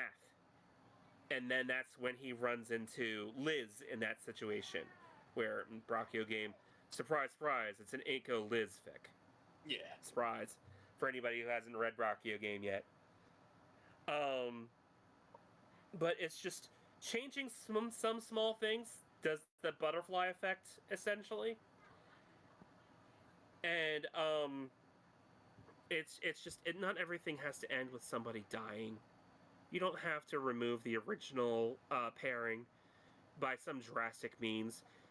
Be creative with it. Figure out a way to just, like, retrofit it. Because, like, what is it? Hearts Held Up by String, the Anon Judy fic, does a fantastic way of making sure that Anon and Fang are at least personable with one another, but they don't have that relationship with one another, and it seems organic. Exactly. Another one. There was another one. The heart. The Heather one. Just going for broke with the same author. He's fantastic. Yeah. Well, yeah, exactly. I talk with him. He's great too. Same. Voided Pond. He's great. Voided Pond. Heather. Pond. Yep. Yeah. I've read both. Just they're great ways of realizing, hey, just because in Vanilla Snoot, Anon and Fang are a thing, if you change some things, sometimes things will work out for that effect that where you don't have to completely kill off the main pairing. Or like another one, Friend of the Family. They're just friends. Yeah. Mm-hmm. Yeah. Like, they can still help each other and be platonic. That some people don't really do, and it kind of annoys me. I will. And that's what I see a lot of good shit with. I will say, it's just a thing that really gets into my crawl at the end of the day is some people that are like, okay, you have to have this pairing. No ifs, ands, or buts. You can't have any off pairings whatsoever, because that's not how the story goes. It's fan fiction, guys. Yeah, exactly. It's not that big of a deal. The whole point of fan fiction is to change the canon. You're meant to. When you're writing fan fiction, you're playing with dolls. Logic goes out the fucking window to some extent. Pretty much, yeah. I'd basically say the story of Snoot Game is there so the reader is more familiar if they play the VN. Yeah. At being like, oh, this is what happened. Yeah, I remember that, author. What did you do different this time? And that's what's cool about it is, oh, cool, this has happened to everyone, or maybe someone. How has it affected everyone overall, or what has changed from that canon event? And I love that shit. I think it's really fun to do that. Exactly. And it's just, if you want the original pairing, yeah, sure, no, there are definitely people out there that have the original pairing. Look at Bears and Sweet Memories. That's a fantastic. Like a Firefly with story. his stuff. He did a fantastic post E4 fic. Exactly. Yeah. But when you run into situations like mine where I'm Inko Mia, I can tell you for right now, there are definitely some people that do not like Killer Queen because it's an Inko Mia pairing, because they don't see it happening. Sure, more power to you. If you don't like it, that's fine. I'm writing something that is interesting to me. If you don't like it, that's fine. But it's the people that get into the situations where they go on to comments and say, "Oh, this isn't how these characters would be written. This isn't how they would have never be together." Okay, I'll value your opinion, but I'm going to continue writing what I'm writing. Exactly. If you don't like it, I won't tell you to not read it, because obviously, if you commented, you at least read it at some point. Yeah, exactly. You waited until the end. This is you a waited problem till I the end noticed. to say something. Sorry, go ahead. No, you're good. Go ahead. I'll just say, like, a problem that I noticed, and this is, like, this is with any fandom, let's be honest here, but people really, really, even when you're writing fan fiction, when it's supposed to be, throw your disbelief out the window, it's my world, the writer's world in this scenario, they want to do whatever the hell they want with it. People still really want you to stick to canon for some reason. But the whole point of the whole thing is, well, no, I want to do something different. I want to explore this and that. I want to see what this scenario would look like if it was like this. Nameless Song, a good example. What if it was Fang's perspective and Anon was the more damaged one? Yeah. It just blows my mind how many people are like, no to the Trish fic and no to the Mia fic. Like there aren't a ton of Mia fans that want this. Oh, absolutely. Because look at it this way: when I first read in Killer Queen, there was like maybe 4 or 5 English fics that were out there for Inko Mia. Like going over to Frequent with Sugar and Cyanide. Love the guy. Love Sugar and Cyanide. Yeah, realizing that it is such untilled land that, hey, if you have a good idea for it, go for it, run for it. I will give you, if you give me a fic that you want me to read, and it's a pairing that I never would have thought of, sure, I'll give it a shot. I'll let you know if I like it or not. No problem. I'm not gonna tell you you shouldn't write this because this isn't right. This isn't how the characters are backed. I'm writing a fic where Anon and Trish have an accident. Yeah. When would a that happy happen accident, in canon? you could say. A happy accident, you could say. A happy accident, you could say. When would yeah, that happen in vanilla? I'm most of the way through my second bottle of soju, and I'm just gonna say I feel very nice. It does. I'm through my first right now, and I'm very happy. I'm very happy. I am halfway through my red apples. I am almost done that first can of rum, the Mai Tai. I am trying to pace myself so that way I'm not a complete incoherent mess. But I am definitely feeling it. Yeah. I'm struggling. This. I'm liking a Jurassic Accident. The reaction that some people might have, who at home might have realized, and how a certain person is trying to keep it all under wraps. I love that. Yeah. That's great. I love that reaction and that chemistry going on in the background. And Anon doesn't have the full picture. As you said, the lack of communication, because he's not going to have it in his mind. He won't know that. That's information only privy to Trish. And that's the coolest part about these fics, is having that and going absolutely balls to the walls with that. Mm-hmm. Yeah, no, it's just like, I've said that, this is a more mellowed out Trish. This is a more understanding and actual conversing Anon.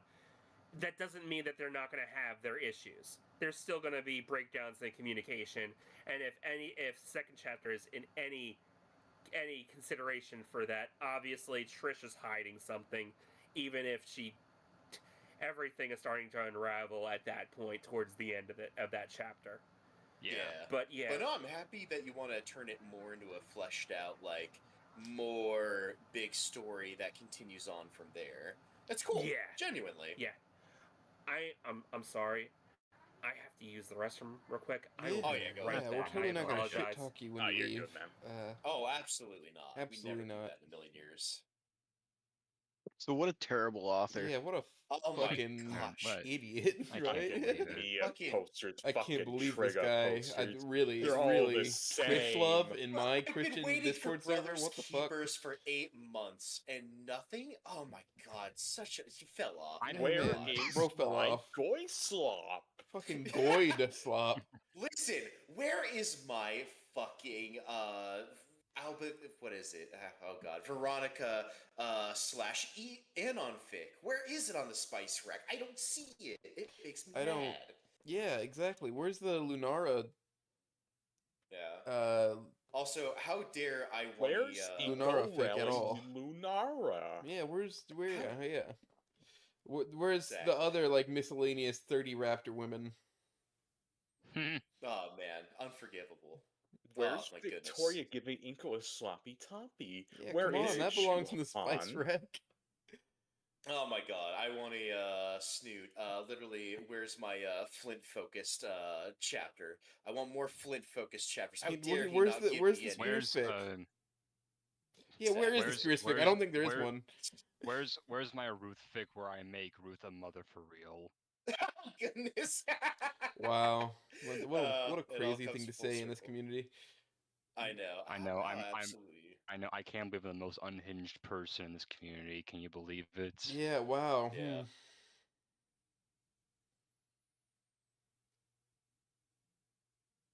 Anyway, so you've been silksonging it, Jack?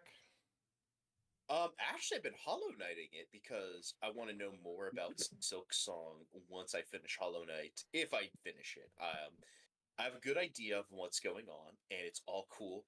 I'm having a lot of fun with the movement in that game. You can actually bunny hop off of dead enemies by hitting them, and it's great. I love doing that so much.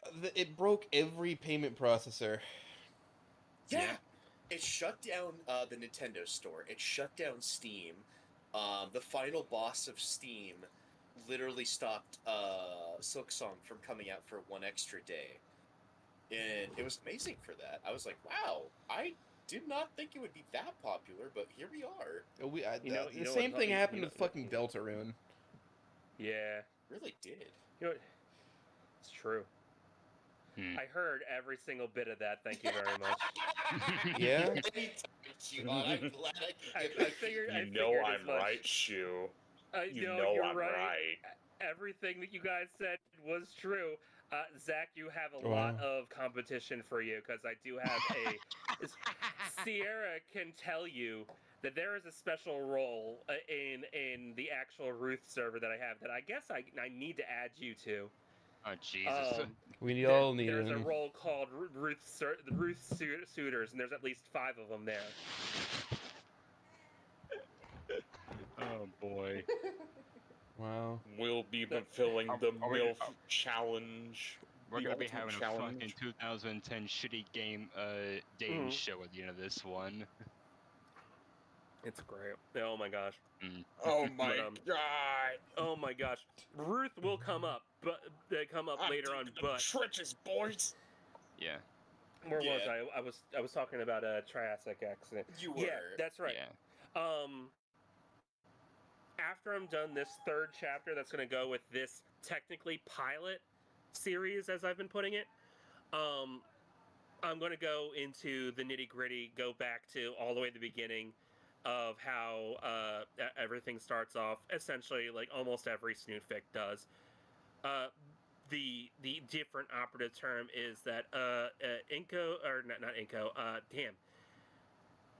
Anon sees Trish beating down that kid in the hallway, and instead of being like scared, almost oddly like envious that she feels brave enough to actually do shit like that when he basically cowered back at rock bottom. Yeah. And it's essentially the idea that he finds that Trish is actually like, while she's she's brash, she's abrasive and everything, she's essentially everything he wished he had been back at rock bottom. And then we'd explore that type of situation. Yeah, and that's cool. And being able to see that power and how she wields it in her hands and is able to do that. And Anon's like, man, I wish I had even a little bit of that confidence. Just a tiny grain of that. Just a tiny bit of that. Ow. But yeah, that's but that one's kind of in the that is definitely on the back burner until I I want to at least finish something before I start another long form. Exactly. Yeah, exactly. Yeah. Reactive is having a seizure right now, but let's just continue on like nothing's happening. Perfect. Oh no. Oh wow, it rebooted us to the fucking default Discord profile pictures. Oh no. Oh, that's the funniest. Oh, lost my boy. Shoo, no. Oh, he took another stray. I hate this. I hate this. No, I'm alive. But reactive is, oh no. It's it's really fucking struggling right now. I don't know why. Wow. The Order, they're sabotaging our stream. They got too pissed at me. Nah, I think Discord is finally just eating it. It's not Discord.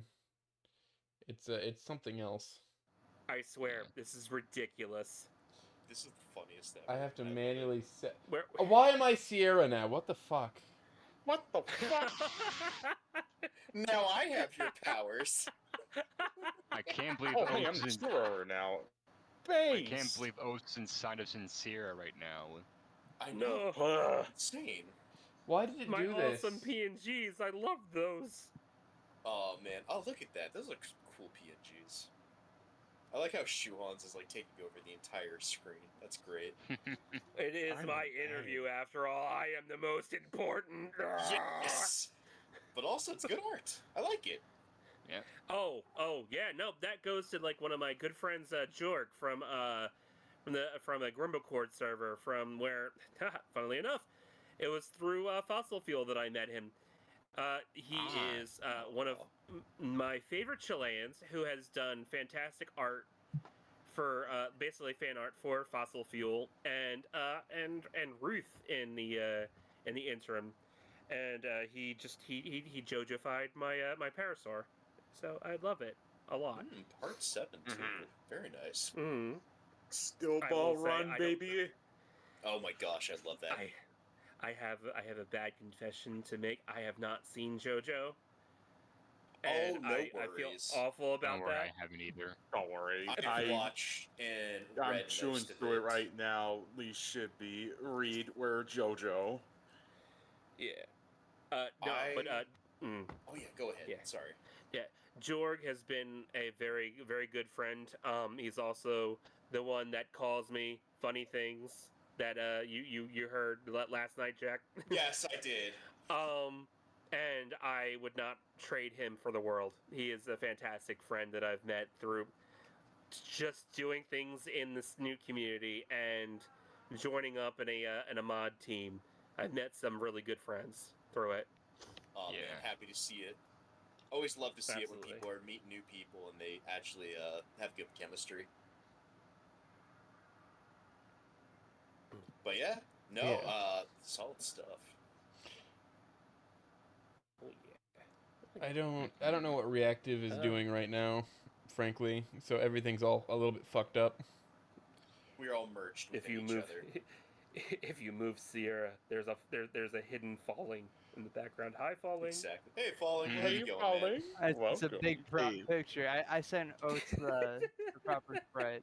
Oh, I mean, I have it. The- It's in Reactive, but Reactive decided to have a stroke for a minute. I am all encompassing. Exactly. You're the biggest Luke Skywalker out there. It's No one funny can take that that this away has from happened. you. It's funny this happened after you paid them, Oats. Yeah, after I gave them money, they decided After to do you this to gave me. them money and they're fucking with you. Wow. I mean, it said it was going to be under What like a maintenance shocker. today. I just didn't think it would decide to do this. I Right. do A love the company fact that you are fine completely though. breaking their service after maintenance? Impossible. Yeah. Looks at AO3. Improbable even. Well, like I could manually force myself back. I can't force you back unless you download Reactive and use your sprites. Yeah, no, no. Don't have that money. Oh no, you can do that one that much for free. That also reminds me, Shuhan. So I saw you made a little side fic called Call of Easter Modern Egg Fair. I gotta say, it's a really cool side thing that you did. And if anyone in the audience now hasn't read it, go ahead. It's a very short read, but I very much like the care you take into green that Amber shows. That was pretty dope. Oh yeah, that one was for another Humo Chord writing prompt that every so often, if the mood strikes me, I actually will start writing. I actually have a writing prompt from a couple of weeks ago that I'm currently working on, but probably won't be done in a bit. But yeah, Call to Easter was a favorite of mine only because not necessarily that type of situation, but considering my own son and my niece are on the spectrum, it felt right to have a situation sort of like them. Yeah. Just taking from experience about how the children in that sense that there's absolutely nothing wrong with them. There isn't anything. They just need extra help. That's all. Yeah, totally. They just get they an actual supportive family. Yeah. Sorry. Yeah, they hear and feel things on a higher level than some people do. So having like something like earmuffs to kind of help them like focus or concentrate. Honestly, it's great. I like that a lot. Yeah. It's a situation that's really near and dear to my heart, only because my niece is nonverbal, and she has a talk pad and everything like that, and loud noises aren't exactly her friend very much either. So it's just everything that I've seen that was a fun prompt to write, and actually like whenever I do a one shot or whatever, it's usually a way for me to practice a different writing style. Like with Triassic, like going to Triassic Accident. It's my first time actually writing in a not necessarily, I guess, second person. It's more third person, if anything, if I want to get down to it, because I've never really written in that type of style, and I will say it was a challenge. Going to that and going into a style where we're just basically the subject matter is a kid basically writing from the eyes of a kid that has a very high intolerance to sound around him, and writing in that style, like writing in like if you were reading a story that was written by essentially a 10-year-old. Yeah. All the errors and everything in writing as they are. It was a challenge, and I had fun writing it, and it's just something that basically helps me figure out a way to try to expand my writing repertoire, as it were. Yeah, it gives you some experience, and on the plus side, you're able to write from perspective of like Green, who is like, oh, I have an older sister. I'm a bit freaked out in these kind of like large crowds of people, and there are times when family will step in to make sure you're doing okay. To be like, yo, are you doing fine right now?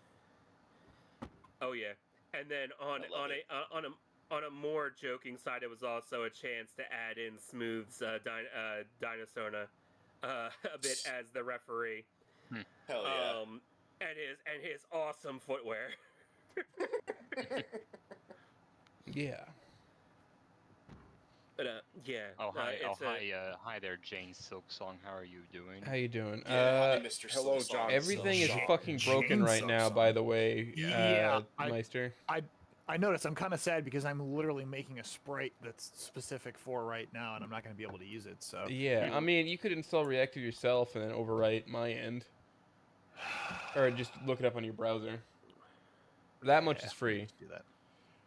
I'm just realizing Oates' sprite is you can see the two overlapping.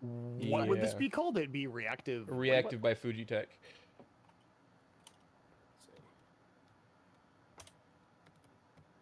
Reactive.fuji.tex, and you should be able to do a free thing. Pretty sure I've already done this, but you need to verify your account in order to perform this action. How about you suck my nuts? I don't know why they changed it. It was working so well before. And now it's taken away my ability to change you into other things. Lovely. Why would they do that? Authorize. Right? Why would it do this? I didn't fucking do this. Not at all. I can't believe you've done this. This is just breaking down. Unprofessional. I gotta go use the bathroom. I'm full of alcohol. I can't believe you've done this. I'm full of alcohol and I need to relieve it. I know. What a problem to have, am I right? Couldn't be me. Exactly. Not at all. Not in a million years. Let's see if I can do this. I got some questions about Killer Queen Mark, if you're up for it. Oh, yeah, no, please, go ahead. Sweet. So, I guess Mark's been pretty much an element in the story now where he's doing the best he can. but he's devastated beyond belief at his loss.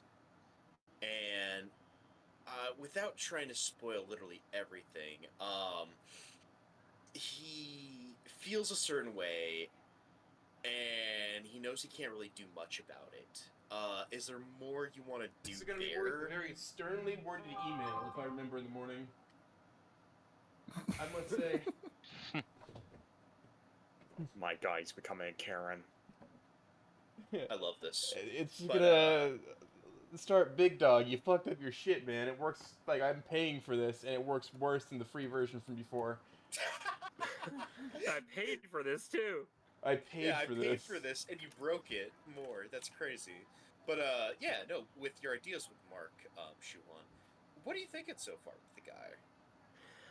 Mark is actually turned into one of the. I will say, there is several POVs that are going to be running through this situation. We have Inko and we have Mia. We've already had those two pop through. We've also had Talia, who also has her own POV, and then we have Anon, who has also been a POV as well. We've also had Mark. We've had 5 different POVs running all at the different time with different information, different situations, and different experiences that they've gone through throughout the entirety of this fic. Mark, when we first met him in the cafe when he first met with Talia, we know that he is extremely bitter when it comes to Inko. We also know that this whole situation where he realizes, at least in his mind, he fucked up Royal with the way that he dealt with Olivia, especially with work-related, and how he does feel responsible for how she ultimately ended up. Yeah. He is a guy who wants justice, but doesn't see a feasible way of doing that legally, if that makes any sense. That does a lot. So,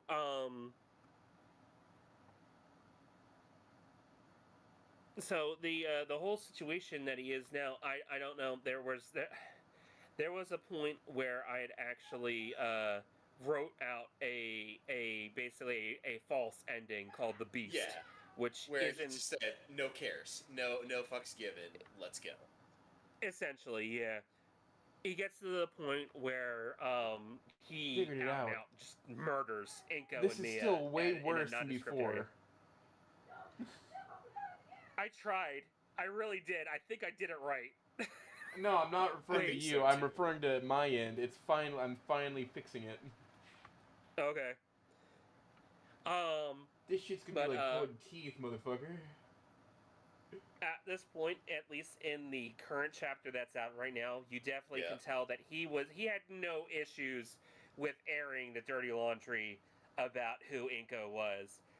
If it weren't for the timely moment of Mia flipping a table to stop said conversation. Yep. So Mark is definitely going to be a big player. He is one of the main POVs of the said story. There's at least 5 of them. And basically at this point where we are right now, we have all of the main players on the field for Killer Queen. It's just where each of them is going to end up towards the end of the story is the thing. Mark has met up with Inko. Mark has has seen the situation. He basically called it out as he saw it in his first initial chapter that he showed that that isn't even his first initial chapter that he showed up in. The chapter where he was talking to Talia and clocked the entire situation because of his own detective skills and his ability to see things that people don't want to see. Yes, exactly. And then the sad, terrible truth that he was right in the end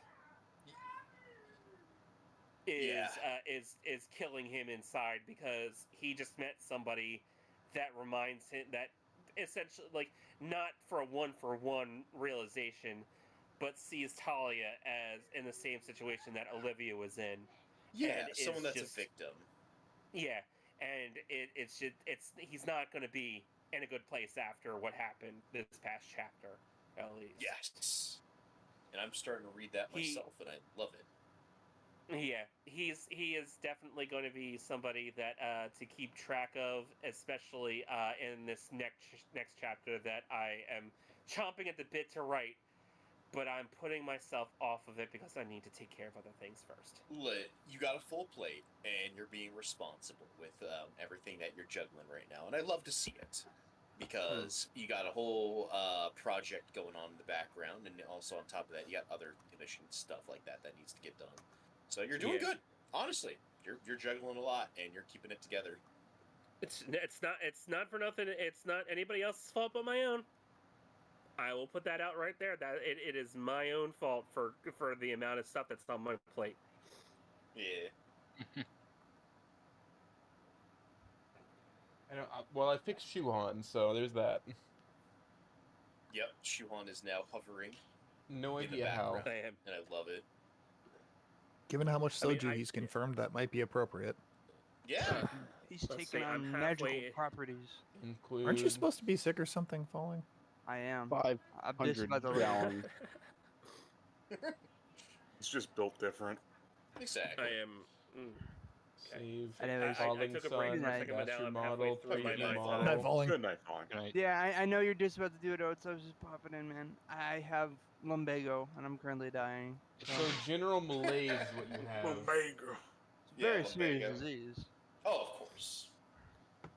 Yeah, of course. Good night, Falling. Oh, man, he's gone. Hey, I have no idea why the fuck Reactive did this to me. They fucked up all my shit. It was going so well, too. Yeah, it rarely goes this well, and then fucking... Giddy. Yeah. Now, I don't know. Did you fix me? Because I set up Reactive on my end, and I think I set it up right. But that might have been you then. I think I'm... Alright, well, I guess I'm just gonna have to teach people how Reactive works. Yes. Because I have speaking for drinking, I have inactive for not drinking. Sounds to me like I'm just gonna have to coach people through setting up Reactive. Let's see. Muted is gonna be quiet. Deafen's gonna be quiet. Man, that fucking sucks. Why would he do this to me? Why would Mr. Reactive do this to me? I don't know, especially after you put money in his hand and then he just bitch slapped you across the face. Destroyed it and turned you into a goose. Never broke up the brand. What the fuck? Turn you into Fog Rigois live in front of everybody. Fog Rigois? Yeah, isn't that the stuff where you... Foie gras. Frogwa, okay. Meister, why are you cooking the goose? Because he asked for it. Hey, I just have to manually insert you back in using, what the fuck? Why am... Sorry, huh? Meister, Where did I'm I on my go? second I'm a big sojo. boy now. Where am I? He must enlarge his liver. Enlarge cirrhosis. Oh my god, I'm so big. Why? Oh, fuck. Hey. You know, I think I fucked this up. If anything, Jam should be the big boy, right? He is. He's the Yeah, big boy. oops. He is number one big boy. Big boy. Number one big boy. I'm the big boy. Yeah, he's in the background. yeah, He's yeah, number one yeah, big boy. What did I do to be the big boy? That's your He is the biggest profile boy. picture. Because it says it on your hat. It turns me into you. That's fucked up, Sierra. It combines us I'm together. better than you, bitch. That's wild. That's wild. I don't understand it. Anyway, yeah. Fuck. That really distracted me. And that really takes a damper onto things, doesn't it? And I just good. poked my head in the stream for a second, and oh lord, there's a lot of squares. It's Yeah, we are all squares. Have you noticed? Exactly. Circle gets the square. Circle gets the square. I can't believe they do this to me. Now let's see Paul Okay, I'm gonna Allen's. poke my head out of stream. Help! Help! You know what? You know what? I will say that this is just the perfect way for exactly how you name this stream. It's just drunk. The stream is drunk. Pretty much, yeah. The set is drunk. as we The are. stream is drunk. Reality's breaking down live on stream. We've reached critical mass. Cool. Yeah. Why did he changed the outline of the website? Like right now, for no reason. Why would he do this? Why? Yeah. Why would he do this to me? This is fucked up. Why have you done this? And on my birthday. Exactly. I can't believe you've done this. What the fuck is autoclip? It's my birthday! Well, happy fucking birthday. Exactly. Really? It's your birthday? I was about It's to not my say. birthday. It's not my September? birthday. Really? Oh, Okay. No, liar! it's not. It's my birthday in a month. In my head.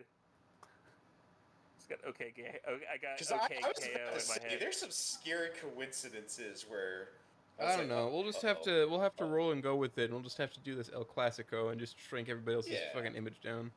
Hey, look, Cool. you fixed your. Oh no, I'm small again. I just looked at stream. I'm small. I'm yeah, sorry. You sit on top of the couch. I'm a little Inebriated. squeaky. Yeah. Yeah. There, you sit with the hornet. Right down crunked. There, I like and the then hornet, hopefully that's good. everything decides to fix itself. Yay! Yeah. So you just had to do it on your end? Alright, cool. It's Hornet. Hello. It's Hornet from hit game Hollow Knight. Shuhan. Is that a sage pin there? Yes, it is. It's perfect. I love it. I mean, Mithril. By the I had way, to, oh thank you. wait, oh, is that a? Oh, hold on, wait. Is there like a little transparency thing you would do, or is that just cooked on your end, Oats? It's probably cooked on my end. Say, let me. Hornet is fun to play as. I do miss playing as Ghost though. Just a tiny bit. Oh wait, never mind. Sorry, that's not the. That's the shitlord cropping on the table in front of me. Never mind. It's not my PNG. It's yours. I mean, I don't want to. I mean, I could just completely sidetrack. I mean, you already did. You might as well. But, Yeah. well, but also I haven't like played more than like 2 hours of Silksong, so I also don't want to spoil shit for myself. So I thought you were gonna but drop off the planet to play Silksong. yeah, well, you know, there's been a change of plans. Fair enough. Yeah. Are you having fun Well, with the change of plans? I'm loving Hollow Knight. I'm learning a lot, and it's been great so far. I've still yet to touch Hollow Knight. I've been guiding him through it slowly. You should touch Hollow Knight and you should play it. Maybe. You need to understand the majesty of Lord Zote. Yes. And then we can all get hyped for the trequel Zote boat. Yes. Zote down talking me. Listen, I will. In the sequel that he deserves. I will do a long ass stream of Hollow Knight if it's gifted to my Steam library. Okay, that's all I'm gonna say. God, that Zote just fucking comes out of nowhere in the final boss running Silksong. Oh. Yeah, that's for for that. certain. If somebody were to give me Hollow Knight, I would do a long ass stream until I beat it. It's $15. You know, but I don't necessarily want to spend $15. And Silksong was 20, but then again, I can't say anything because a certain special somebody was very nice to me. Yeah. It's in my DM somewhere here. Everyone's so nice to you. Busy, We all love you, he's busy Shuhan. muttering to himself. Okay. There he is. Oh no, I Okay. heard you. Okay, cool. Thank you. I swear to God, Meister. Oh no! I've bought Silksong for 7 people today. Meister, you have me in your Steam. I mean, to be fair, I'm not Oh, you even do? surprised that you would do that. Oh wait, no, wait, yeah, there you are. Oh, appreciate I've had your Steam friend for like a year now. What's your end game? Just more people knowing about Hollow Knight and Silk Song. That's it.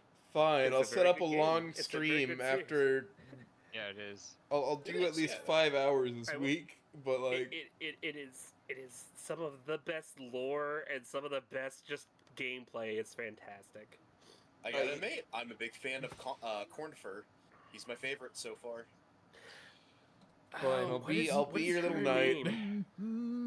He's the Now- mapper. What is her name? What is the new map bug? What is her name? I absolutely adore her.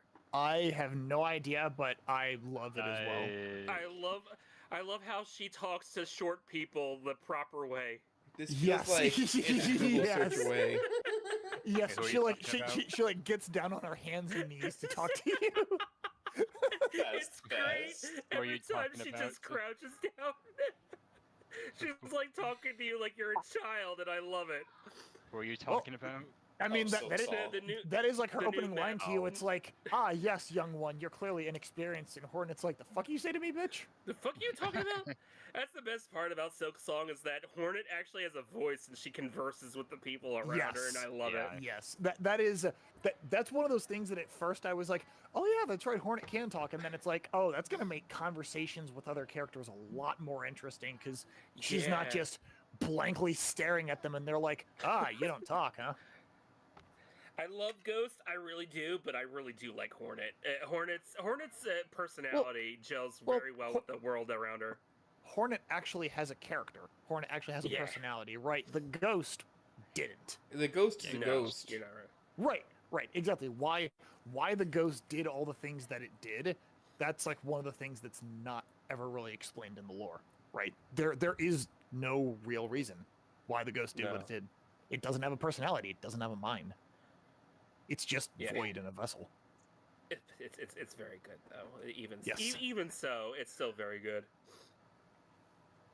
Speaking of other ways that I could sidetrack this entire thing, I do have my like 74-page Hollow Knight presentation that I gave like 2 years ago to a different group that I could totally crack out for one of these roundups and just go off on an autistic rant about it. You know, you So could you do should that be for this really coming roundup, disappointed but that you've you chosen haven't. not to do that.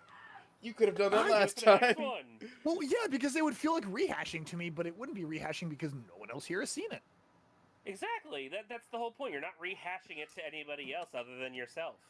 Lisa. Lisa, thank you, Nada. Meister, for If the. I haven't seen it, it's new to me. It's new to me, Nice yes, yes, gift. yes. Yeah. Yeah, no, I play Hollow appreciate Knight, it. bitch. Yes. Play Hollow Knight. Yep. I'll, is you what- know, this is my request, this is I'll demand. find a time. We have the Holy Spirit of Jack Pass now up there. Hey, what's up? I'm a big floating meatball now. Don't mind me. At least, hey, we found a Oh, no. workaround. All right, that's what matters here. Yeah, Meatwad's lost cousin. Can I go swimming? Can I go swimming? Can I go swimming? I really like to go swimming. Okay, I think we have to really understand that he paid us $20 to figure out who ruined his car, but I want to pay it on candies. Can I go swimming? It's been just so gonna long listen to since I've Mr. seen Fox. Aqua Teen Hunger Force. It has It's- been. I just remember It- Carl a lot. Yeah. It's very good. And TikTok has honestly revived a lot of that stuff with a lot of edits because of that. The Can I Go Swimming scene has been showing up on my For You page constantly. But yeah. Ooh, I'm feeling good. I'm feeling Ooh, kind great. of loopy. Cool. Thanks, All Calm right. down. Perfect. Let's- Perfect for me to ask calm my hard down. question. So, Hell yeah. first hard question for you. What would you say is your area of, I guess, greatest weakness in terms of writing? What do you feel that you need to do? What area do you feel you need to improve the most on? I guess I would phrase it like that. Transitioning between scenes. I have an awful time. I have the big beats. And I want to write the big beats. The issue is having the cohesive tissue between those beats that just causes me to like look at a doc and just like where am I going to go after this? How do I actually connect these two beats together in a way that actually people will read it and actually enjoy it. Like, it's to the point where sometimes it'll take me a week just to like write a couple things where it's like, okay, I've gotten through the big portion that I want to write about, but then how do I transition from this point to the next one and actually like feel like I like it, I guess, in a in the most simplest way. I suck at it real bad. And it's like there's stuff that I want to write, but it's like I realize I can't just go from this beat, this beat, this beat, this beat. There has to be something that connects them, and I've always had a tough time writing those. Gotcha. Yeah. So writing your transitory, your connective bits, but not writing them, I guess, in such a way that they're just like meaningless scenes that are irrelevant. But like, how do you write the transition to work with it not just being like characters teleporting around from major beat to major beat? Exactly. It's just it gets to the point where it's like, how did they get here in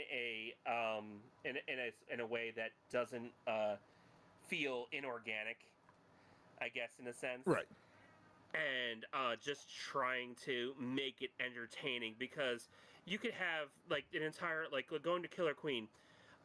We have the whole point where in chapter 4 where he runs from the coffee date that he has to the point where he realizes that he's actually having how do I get him into the next story beat where he actually runs into Mia to get his car fixed? How do I run that? Okay, have another one of those situations where he's dealing with the specter of Olivia in the back seat, basically admonishing him for running away. And it's just to the point where those situations I don't always have offhand, like in the guidelines that I have down for me. I have this point, this beat, this beat, this beat, but I always have an issue with the connective tissue between those. So what I at least did with that was made sure that I understand that the car's check engine light is shining through. His car is about to break down unless he actually stops at a shop, and he needs to find a shop that's closed, which so happens to be Mia's. That one was an easy connective tissue, whereas in a situation, in any other situation, sometimes like when I'm writing Triassic Accident, I was having issues connecting situations from one big beat to another. And I know for the longest time in the second chapter, between the dinner and them actually gaming, I had to like sit back and think for a week, how am I going to connect these two? When honestly, it seems like it would be pretty easy, but also more along the lines of just transitioning. I've always had issues with that sort of thing.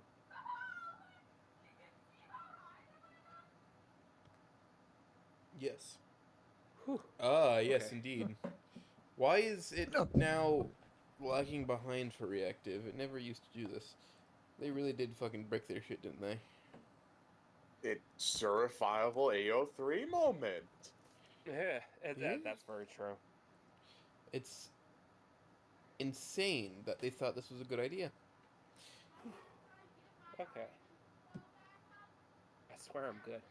You're good? Need some water? No, I have water. I also have a monster. Monster. Thank you for reminding me, but I'm saving that for tomorrow. I'm gonna need it for the D&D sesh. Cool. Well, yeah. Thanks for talking to that. I'll try to see if I can come up with other more writing related questions to throw your way. No, absolutely. I completely understand. I'm looking for all types of questions. No worries. Right. Boobs or butt? Shut up. Both. My man. Cop out. Dab me up. Lame. Nah. It's not even a cop out. You have to be a special breed to appreciate both, Jam. I mean, okay, Ruth's initial sprite, you really can't tell, but yeah, she's pretty ample in both. Yeah. You can appreciate both while at the same time having a favorite. A preference. Favorite, then if we're talking about favorite, but. Hell yeah, brother! Fuck yeah! But yeah, I will say that it has fallen to the butt. I just like playing with the fun bags. Well, no, those are great. Those are good. That's why it's like I like both. But if I was to be asked what my favorite is, it would definitely be the Shuhan, if I could dap you up right now, I would. Hell yeah. Oh, I love those types of questions that after a really good question that Meister gave me. It's just like, if you were a tree, what kind of tree would you be? The fuck kind of question is that? What is that? That would be a pine tree. So Obviously I can an have oak. Yeah. Because you're reliable? Sappy. No, and sturdy? Sappy.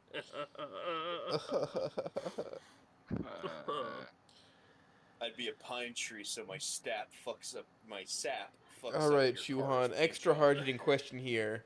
If you fuck your clone, is that sex or masturbation? That's masturbation right there, full stop. Next question. That's just masturbation right there. I'm not gonna explain further. That's you, and that's also you. That self-love is very important. Yeah. It's nice to be loved by others too.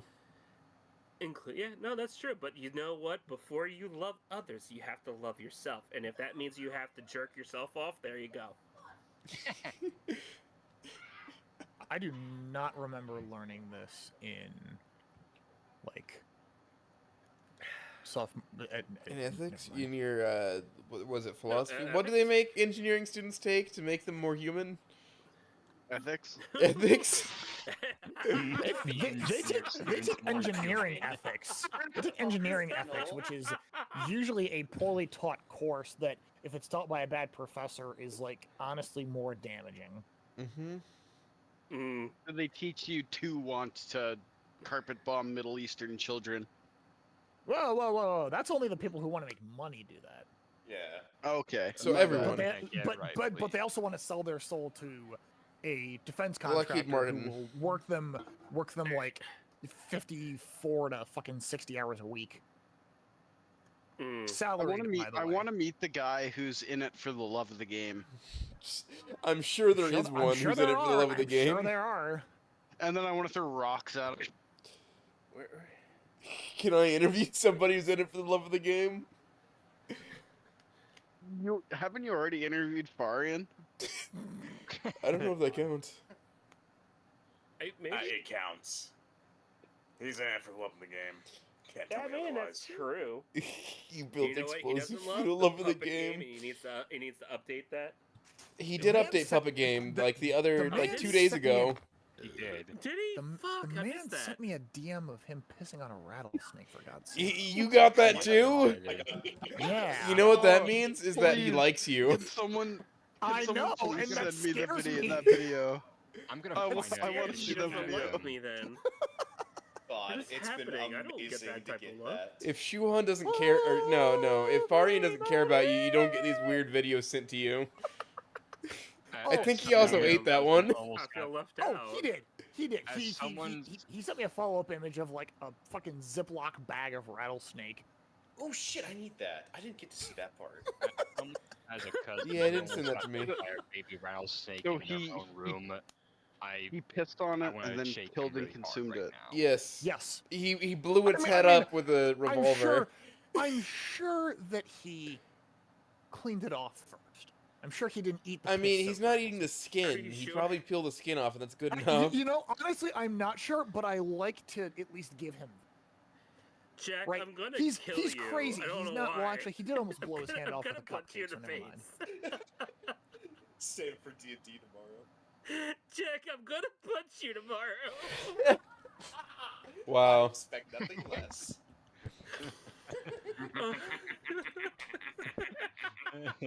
My own virgin. Now neither of us will be virgins. Oh man.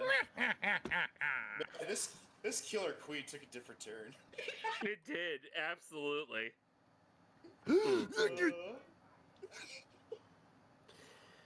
Wow. Okay, Killer hold on. Queen, I need to finish that. I'm just going to put this in. We need chat. more. I need Farian to just send me more images of just the wacky shit he gets up to. Somebody told me if I go hang out with Farian in Arizona, he's just gonna kill me. Probably. He's gonna take you into an abandoned mine. Yep. I think it was Magic Man. He said like Farian's just gonna kill me. No, I think. What is happening? I don't think he would do that to me. I think. I think he doesn't have negative enough feelings about me to decide that I need to be killed. Now, whether or not I'll be entirely safe, that's the real question. But, you know, I think as long as we're both smart about everything, we'll be fine. I think Falling City is gonna lock me in a fucking cave. I'd believe that too. No spelunking is gonna save you from this. Yeah, to Falling Sun's point, yeah, probably like a negligent discharge of fire. Yeah, you know, I don't think he would have a negligent discharge. He cares about the rules of firearms too much.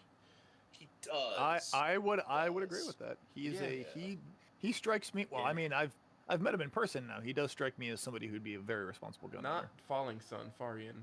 Farian. Oh yeah. I mean, same thing. You've not met Farian in person. Ain't no way. Okay, true. But yeah. Hey. Hi. Yeah. Hey, what's going on, Shuhan? Hi. Hey, how's the interview going so far, buddy? Buddy boy. It's going How you feeling, good. Shu? Yeah. Falling, go to bed. I'm 2 Mai Tais and a soju in, and I'm feeling good. Same. I am 2 sojus in, and I am Hell yeah. strawberry the most. I had strawberry and then watermelon. More in me. I got one more in me. That's might be a bad idea, but you know what? I'm good at making bad decisions. Saturday. All right. Be careful. I'm gonna be the guy to rein everyone, and let's keep it reasonable. Yep. No. Absolutely. As the sober man, don't go overboard now. We don't. All right, cool. Then someone let's to take die it this alcohol direction. poisoning. What the fuck was your Consummate inspiration? What the fuck was your inspiration for writing Brothers Keeper? Yeah. Brothers Keeper. Oh, bet. That one was Hey, look, money. it's that Oh Doge. my God, is that Doge? Oh god damn it! Here. I literally ask a question about a fucking E1 fic and the goddamn Russian shows up. Fuck! Of course it does. Why not? Hi, Doge. Hi. Yo, Doge. Suka! Suka that! Yeah, break it down. All right. Falling is calling us Cocomelon at this moment in time.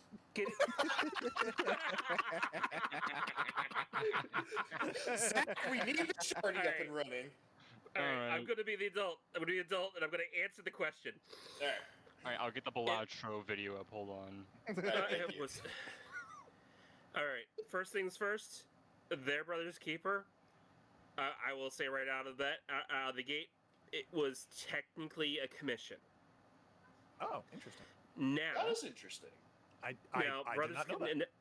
The thing about Brothers Keeper is though, I enjoyed it so much that the person who is basically like for this whole situation, I really enjoyed the prompt they gave me, and for that fact, it was a way to. I already am exploring an E1 fic through Killer Queen.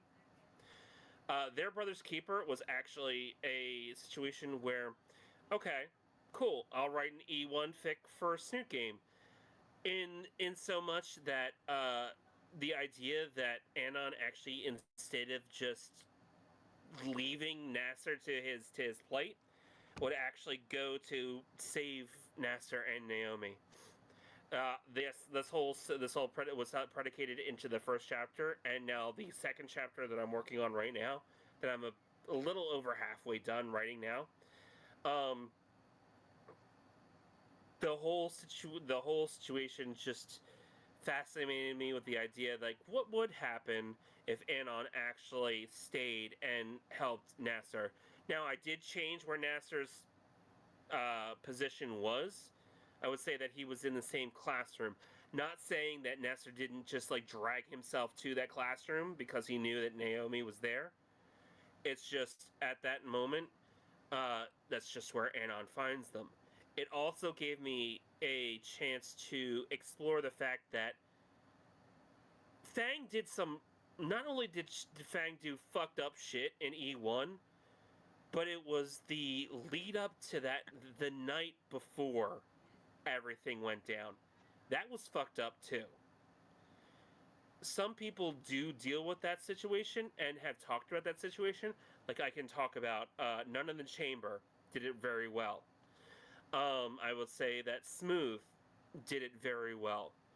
And so I guess in this situation, I will be tackling it in future chapters. But as Their Brother's Keeper starts off, that was the situation where Fang did something fucked up to Anon. Now Anon did do a lot of questionable things that leads up to E1, yes. But still, situations like that are very real, happen in life that can mentally fuck people up. Especially with the way that he was acting, at least when I was writing him, it seemed like, yeah, he was like, no, this is great, this is cool, this is how relationships work. Right? Yeah, and for one, he doesn't have any reference for what a relationship should be like because he hasn't been in one before. And two, he would be in denial. He wouldn't want to believe that his significant other would do something so fucking abhorrent to him. Exactly. So, and more along the lines of, I want to explore the idea, like, did he do something? Did he, in that situation, do something wrong? Was he the reason why everything went down as bad as it did? A lot of E1 fics have explored this. I've read a lot of E1 fics that are explored where Anon understands, or at least comes to understand, that no, it wasn't just him that caused it. It was a it takes a village situation in the worst amount of, in the worst way possible. But at least E1 of Snoot is a societal failure. Exactly. Now, with the way that I'm writing E2, at least when I'm writing right now, there's a scene where I keep on wanting to say Inko. That's not Inko. Anon is actually in a conversation with the Morettis right now. He just has, because I'll just, it's at this point I'm still writing it, but it's fine. In this second chapter, Anon is coming to grips with the idea that people are calling him a hero because he was able to get at least 2 people out in relative safety. Not safety in the fact that Naomi got shot in the face or Nasser just got shot twice. But the idea that he was able to bring a couple people out, and all that the masses see is this skinny. The skinny was able to save 2 dinos, and he just comes off as a hero, like somebody that actually saved people. We explore that in Vanilla too, where they call him a hero, but in this general case, he is. He saved 2 lives that would have died. Yeah. And in that situation where he doesn't, the whole idea of being labeled a hero with everything that's gone down just sets up bile in his stomach. Like, the near thought of being a hero just makes him sick to his stomach because of what Fang did. And at this point where he believes that he is the main issue, possibly, for why Fang went through with what they did. So, at least going back in the first chapter, I guess the idea is that what would happen if Anon actually saved a couple people, but because of that sense of a butterfly effect where he doesn't end up going up the stairs, Ripley goes up the stairs instead. What happens if, since he didn't go up the stairs and he took a tumble down the one set of stairs and didn't get shot, he was helped out and then witnesses the tragedy that happens at the end of Vanilla? What type of mental situation is he going to be going through when dealing with that type of thing? And that's what I'm going to explore, at least more along with that story. Yeah, he's going to be dealing with imposter syndrome very, very fucking hard. Yeah, and that's the thing, because when he's dealing with the Morettis, who believe him to be a true hero, at least that's how they play it off as in the second chapter, what is that going to do with his psyche? He is in a very bad situation right now, where he doesn't know what to believe or how to believe. He just knows that he's shutting people out. And anytime he's being called a hero, it just makes him like wretch. But what happens when he's love bombed enough? Yeah. Oh man, I love might seeing grow that his ego every quite a time. bit. And that's essentially what's going to happen with Brother's Keeper. All right. Because I mean, I've seen a little bit from Nazer. I don't know how Naomi will work out, but with Nazer, I could see him being a bro and being like, "Hey man, you've been awesome to me so far, even if it's E1." Love you, bud. Sorry, my son's going to bed. It's all good, man. My apologies. You're all good, man. You're good, man. But yeah, it's just like I said. It goes back to what I was saying before. If I really enjoy the thought process, the premise behind it, I'll write it. And Brother's Keeper was definitely something that gnawed on my creativity, and I really want to write more for it. Yeah.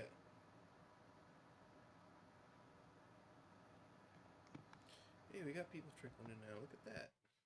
You know, something I noticed is like a common through line in a lot of fixes that Naomi just gets shot in the head. I wonder why that is. Yeah, that's something else he's gonna have to learn, because Anon E1 didn't really parse that. I mean, So, I think it's just the assumption that because Fang went to the school to Peter will not, specifically like, target Naomi. Yeah. If I he don't, didn't really have the hard confirmation from her though. So No, I mean him, it's all just circumstantial evidence. it's all assumed, but it's a pretty blanket. Oh wait, did he just drop? He's oh wait, back. no, I he's did. back. Okay. Yeah, okay. no, I'm back. Anyway, it's been yeah. an issue. If No. I don't move my mouse like every so often, it just yeah. completely dies and it shuts me down completely. Yep. Nope. So I've been trying to stay I've active. had that happen. Wow. But yeah. Ace, have you really not played Snoot Game?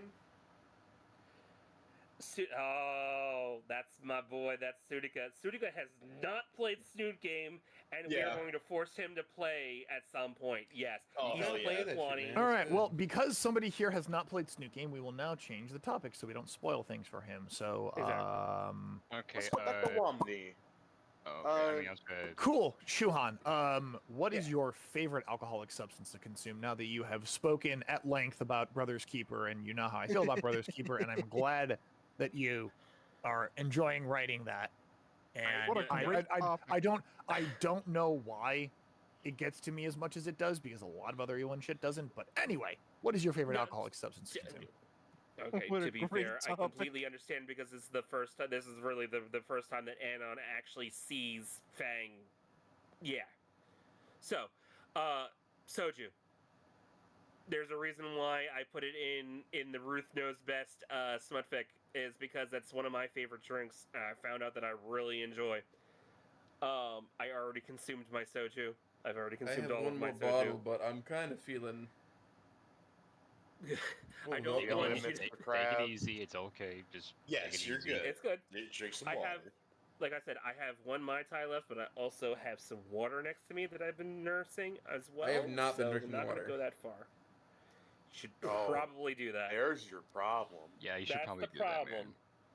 man. But yeah, We Soju. listen. We all know that when I drink, I don't have water with me ever. Why? Listen, I know you just turned 21 like a couple months ago, Goose, but I need you to use your brain on this. You need to alternate. There's a reason why I was very happy that my family decided to go to K-Pot tonight to celebrate my son's going to school. So yeah, I have a full belly. Yeah, he I just have a started full belly sixth at grade. least. And we went and I had so much pork belly. The girlfriend so made good. sure of that. Hey, girlfriend. Yeah, that's going well. I talked to you about this before, I think. Yeah. Oh, absolutely. No, yeah, no. Hey, has Oates talked about his girlfriend? My dude, so fucking real. I get no bitches. Same, brother, same. Yeah. You know, it just kind of happened, and I'm happy it did. I feel honored you asked me for advice, and I appreciate you for that. I mean, you're the closest to a similar situation here, so I figured, That's fair. I can tell you that my wife played Wani once. She got E2, and that's all she'll play. That's crazy. That's crazy. It is. It kills me. It kills me so bad. But the issue is she was talking about playing Snoot Game tonight, and it's like they're not. I think she's actually playing with the Fossil Fuels server at the moment in Drunken Repo in the other room. So that's what's happening right over there. Oh. Oh boy. Shuhan, if her you're favorite blowing is some E2, guy's mind in the fucking chat. Does she hate you? Are you okay? What? Blink once if she does. Blink once if she doesn't. You have battered. A good combination of Mia and Olivia. You got battered. You got battered. That's not what you said last time. Jam, I need to understand this, Jam. This man has a private server for him and his wife where he is Ben and she is Mia. Yeah, he's got battered husband syndrome. I got it. Let's see. When we play Repo together and she finds a frying pan, you can ask Jack. She will beat the shit out of me. Oh my god, have I ever seen it? First introduction, I go in there and it's immediately, hey, Epsler, and I'm like, oh hell yeah, I'm invested. In that. I love my wife. Damn, you got support. You have support, Shuhan. Support is here. If you need it. No, I need the support to love my wife very much because she is my rock, and as much as she likes to beat the hell out of me, she is my number one supporter, and I love her very much. Clip that. Someone clip that. Chat, clip that. Chat, is this real? This is crazy, chat. No, is real, chat? No contact. Seneca, I am Someone about clip to that. actually chill the fuck out of you. You want to keep on talking? As much as she likes to beat the hell out of me. As much as she loves He's to a beat fan the of hell out that, her very obviously. much. I am not Ben. Is this real? Chat, call 911. You sound like Ben. No, Meister. No. You don't get to say that. That hit me very hard. It's true. It's true. Who didn't porcelain doll hit, to be fair? Yeah. It's true. Real. Okay, I want to ask a question, and I can't remember if I ever asked this again or you were answered already, but so did you create Ruth, by the way? Yes, I did. I'm handing over one of my characters to Fossil Fuel, or at least offering it up. So hopefully you can have fun with that. Ruth is hot. Absolutely, Yeah. So yeah, Is it Columbo? It is not Columbo. Damn it! Columbo is not mine to give. Columbo, yes. So yeah, she's your character. Okay, so what was like kind of the inspiration for her? Big titties. Other than that, sure. Not wrong. That's a good one. All right. Yeah. All right. The brass tacks. I will say this actually starts off with how I became a writer for Fossil Fuel. Actually. Okay. Most people know that I started off my particular writing of the smut variety with You Have a Fan. Because of that, I was approached by somebody on Discord by the name of Bando, who I had just joined a server with for Toad 14. I didn't really know Bando that much, and then Bando had actually came over and asked me. It actually was one of my first people to commission me to write a story for his characters that were in this mod called Fossil Fuel. I didn't know much about. It was just starting to get off the ground. They had only introduced a couple characters at that moment, and he wanted me to write a smut fic for 3 of his characters. Okay. No problem. I start to write every so often, and the way I normally do with commissions, as long as I have progress, I will send the commissioner at least like tidbits of what I've written so far. And Bando seemed to really like it. And as everything went on, Bando and I struck up a friendship. And as everything was written down, he's like, "Hey, do you want to come aboard the writing team for this mod, for said mod that I'm currently writing smut for?" Sure. Okay. No problem. I have no issue with that.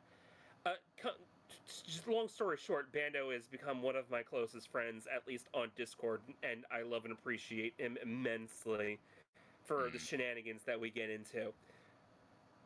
But because of this fic, which turns into what becomes a Banana Split, I had needed a boss for the main character Haley to work for.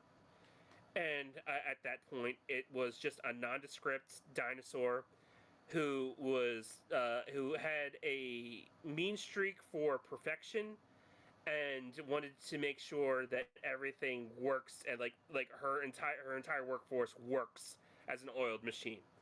And at that time, she was kind of just a faceless dinosaur that I named Ruth. I didn't have much planned for her. All I know is I looked up online for like an obscure dinosaur species that I had never heard of before, just because I was looking for a dinosaur species, and then I found Therizinosaurs, and I'm like, these are pretty cool. And those things are fucking crazy. They are crazy, and I love it. It works out for a no-nonsense boss to deal with, but also could have a possible hidden soft side to them. And well, so, yeah, they are like, herbivores, technically. Yeah. Technically, yeah. And I read up a little bit on Theris, just a bit, and I was like, okay, this is pretty cool. I'll put this here. And then I threw up the preview. Yeah, I threw up. I threw up. I posted. I threw him the preview for this character, and Bando was like, "I love her. We need to make her a character." And I'm like, "Okay, cool. We'll do that." So I sat back for a second, and I started to just build. I just started to build her, and as it's just going on, I give her her personality, I give her her traits and everything, and as I actually went into a doc and made her an entire character sheet, a written character sheet, and I sent it to Bando, and he essentially said, "I love her. We're gonna make art for her." Damn. Okay. Cool. He goes to Zira. He goes to one of our artists for an initial sprite, and actually goes to Blindsides, and we finally get the initial artwork for Ruth Carlisle, who all of a sudden became a character before I knew she was going to be a character. She was just supposed to be a one-note character that was just supposed to be in said scene, and that was it. And then we have Ruth. And Ruth just kind of snowballed from there. We had the art from her sprite work from Blindsides, and then I was like, I really like her. And then I go trolling through Twitter and all that nonsense, and I find a couple people that were doing like, hey, post your OCs and we'll make more artwork for her. Okay, I'll throw her a couple there, and a couple people actually picked her up and did a couple pieces of artwork for her, and she looks really good. Huge titties. And then, yeah, and then, and then I started to get to know a certain artist, a certain Chilean by the name of Yerkov. Yerkov. Yerkov, real base. And honestly, thanks to him, Ruth is who she is now. Let's go. Let's go. Woo! So, Ruth is a thing. Ruth has a small cult following that I had no idea was going to happen. There's a reason. There's a reason why I think. No, absolutely. To be fair, her first initial sprite had none of that idea, but that was the idea, and then Yerkov made the ideal a reality, and it's just history goes from there. Especially with that one. Especially with that one comic strip that was done in the what was it? Dude. You don't understand. That was unprompted. I didn't. That was amazing. It was absolutely fucking amazing. Listen, the story of that is I wake up, I'm in Yerkov's server, and all of a sudden I see that. Oh, cool! He's practicing comics and he's using Ruth. Brass tacks. Yerkov loves Ruth, not for nothing. The fact, and then he made a poll to see continuation, not safe for work, not or safe for work, or none. Everyone would automatically say not NSFW. Everyone was gonna go for NSFW. Everybody went for it. So like there was, funnily enough, half of the server went for safer work. That's the funny part. Wow. And then half of us went, and then the other half, then more of us went for the not safe for work. And that's what the second page goes. Come to find out later on, he posts it on Twitter, and I go back and I look at it, and he goes, the second page goes up, and it says 2 of 3. Where is the third? Yeah, I go onto Twitter and I say, 2 of 3 of what? What are you doing? And then I get the third page of that. And I'm like, so now I'm going here. Now, mind you, comic pages like that are not cheap. He did that on a whim. Yeah, no, that's crazy. Talk about lightning in a pan, or thunder. Lightning in a bottle. Lightning in a bottle, baby. I can't express how much gratitude I have for him, for a character that was faceless when she first started out. Yep. And now Ruth is not a focal point of fossil fuel, but she damn well is close to it. She is the closest to one of the main characters as you can get. She is essentially, going into the fossil fuel talk, she is the one who runs Ruth's Fruit Typhoon, the local restaurant / smoothie bar that the main cast basically frequents constantly. Yep. And she is essentially the surrogate mother for the entire cast. Definitely surrogate of something, good lord.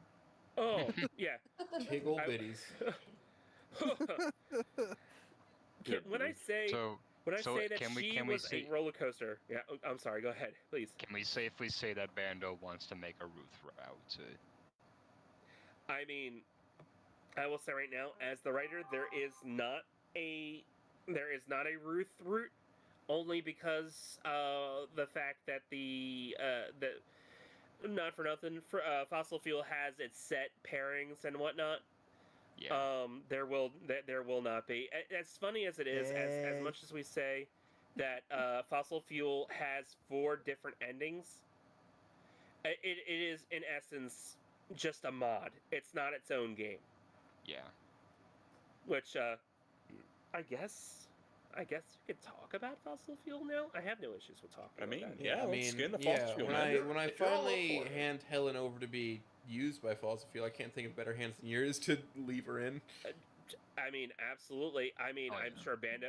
So long as she gets picked up as some teacher. Oh yeah, no, we are definitely looking for. We have background characters in the works as it is right now. We can always look for more teachers. Teachers would be fantastic. So my intention with Helen is that she is a history teacher.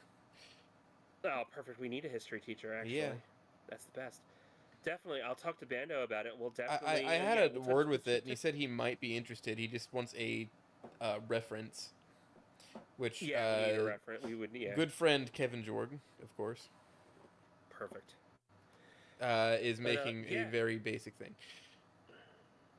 Yes. Just so she has some existence beyond a fic that may or may not get finished, you know? That's fair. But yeah, no, fossil fuel. I can at least talk a little bit about that. The general premise, fossil fuel from where we are, it takes place post E4 Snoot game. We start off with Anon being the main character of sorts, at least for essentially what the prologue is. He gets. We're basically going to use him as a vehicle to introduce our characters of said mod. Their different personalities and how they act with one another. And then once the prologue is done and Anon is settled into said house, because this is essentially the house that he'll be staying in for his college. Think about, I forget which mod it was, where Fang visits him while he's in college and he proves that he actually has a girlfriend.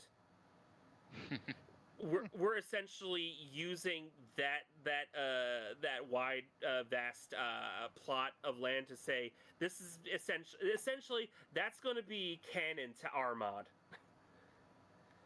Okay, because I remember that mod exactly, and it was the one where who's Uncle Ruckus shows up at the movie theater. I want to say is that. That's God, that's that's a different one. Okay, I'm thinking of something else. Yes. Yeah, that's a different one. Yeah. No, the one that I'm talking about is the one. Yeah. The one that I'm talking about is the one where he basically opens the door to his roommates and shows Fang when she shows up and says, "See, she exists. She's there." Oh yeah, that one. Now. I remember that. Yeah. Iggy made a comic with that, didn't he? Yeah, there was a comic and there was a green text out of it, right? Exactly. Yeah, and I think the green text spawned the mod.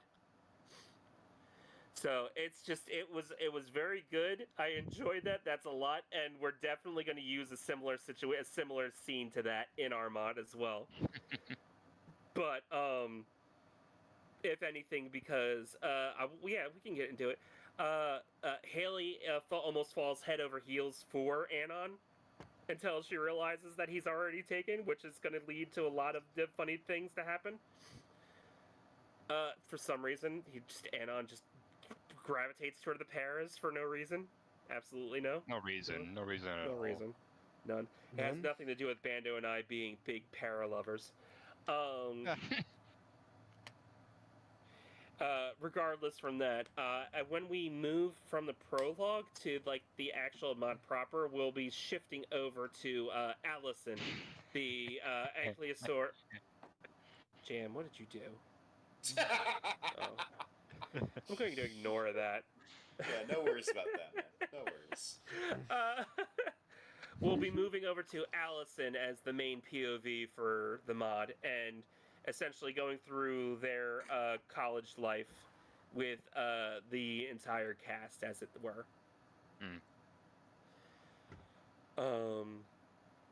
But yeah, we have Allison, our Ankylo Baryonyx. We have Jackie, our Utheraptor, or a Utah Raptor, because I keep on getting yelled at because I say Utah Raptor wrong. We have Haley, the Parasaur, and then we have Cody, our Allosaur. Those are our general the housemates that we have Hold with, on, let dealing me with try to Anon. think. Oh. Were those all at the Morrison formation together? I might be misremembering my actual paleontological history. I love the study of dinosaurs. Mm-hmm. No, I got that idea.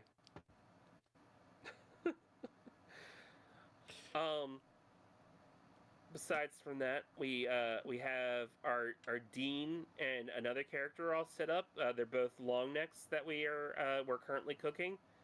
Yeah, I'm trying to hand over an intermediate neck, honestly. That'd be great. Yeah. Honestly, we love long necks as well. Intermediate neck. We need more. Absolutely. Yeah. When Brachio's game, by the way. Okay, Zach. He's working on we'll it. Talk about that. It's just like the Sonichu comment. He's working on it. I'm working on it. Working on it. I will strike you down where you stand. Kirksmehameha. Do you realize that the Green County will kick us out of our own house? I'm gonna cut down the internet. I will smite thee down. Stuck. Blah. All right. And then we also have our established Mia/Ben pairing down as well, with Caroline and her Brachiosaur boyfriend as well. Carolyn is our resident. You gotta use a Titanosaur for something. Maybe. Talk. Titanosaur? We still have characters that need to be slotted in. Titanosaurs are just fucking stocky motherfuckers. That's their whole thing. Yeah. And they're like partially water dwelling. Kind of cool, honestly. We could always use more Very water British. dweller dinosaurs. Well, it's partially. It's a long neck. It's a terrestrial long neck, but they hung out in the fucking water a lot. Gotcha. No, I like that. I actually, honestly, that between that and aquatic dinos, actually, Call that motherfucker. like there are no aquatic dinos. Those are marine reptiles. Oh, shush. What do you mean, shush? You're telling me it was all liars? Listen, I have a little shirt on that just says "the expert," so like you gotta listen to me. The expert, yeah, I'm sure. Is the Dinoantis. The #1 expert.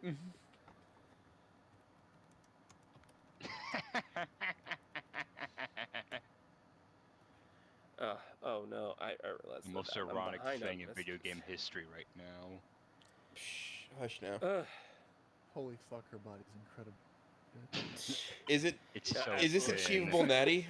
It's so thin. Shuhan, the Silk Song has infected all forms of life. It really has, honestly. It has. Oh, it's beautiful. I mean, I just started playing it this morning, and I'm absolutely like hooked with it.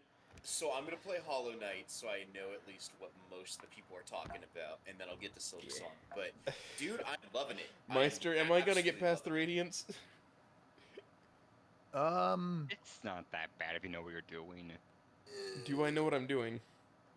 It's a challenge. I mean, right, so at least the bosses that you need to beat in Hollow Knight in order to get like the primary endings. Right, I'm not counting God Home because fuck those. Yeah, don't do that, yeah. They are hard, yet. but they're not Don't do that. insurmountable.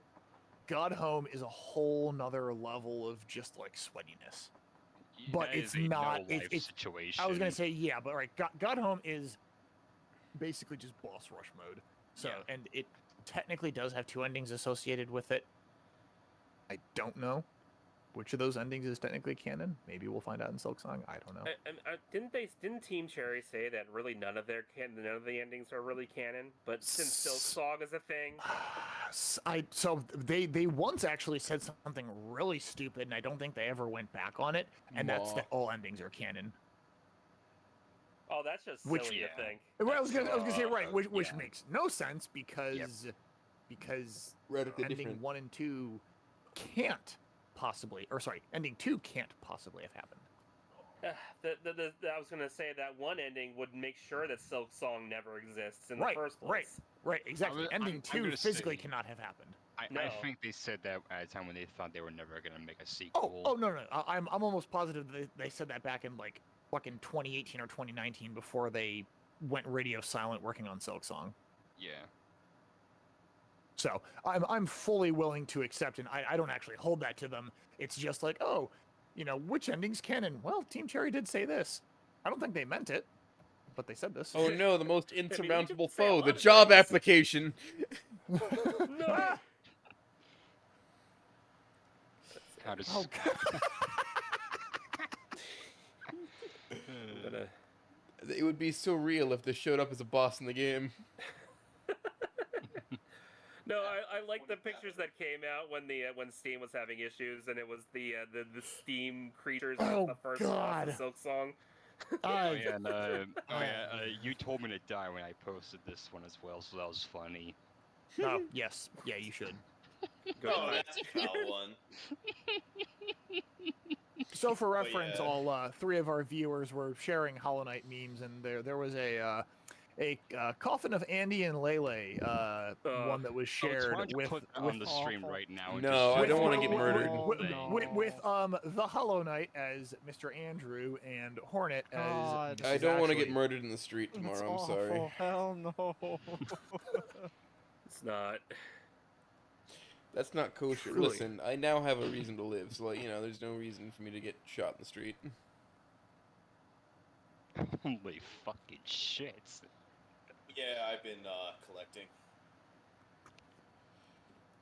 There's some good ones out there. Oh yeah. Here's a Well, good good to know. one.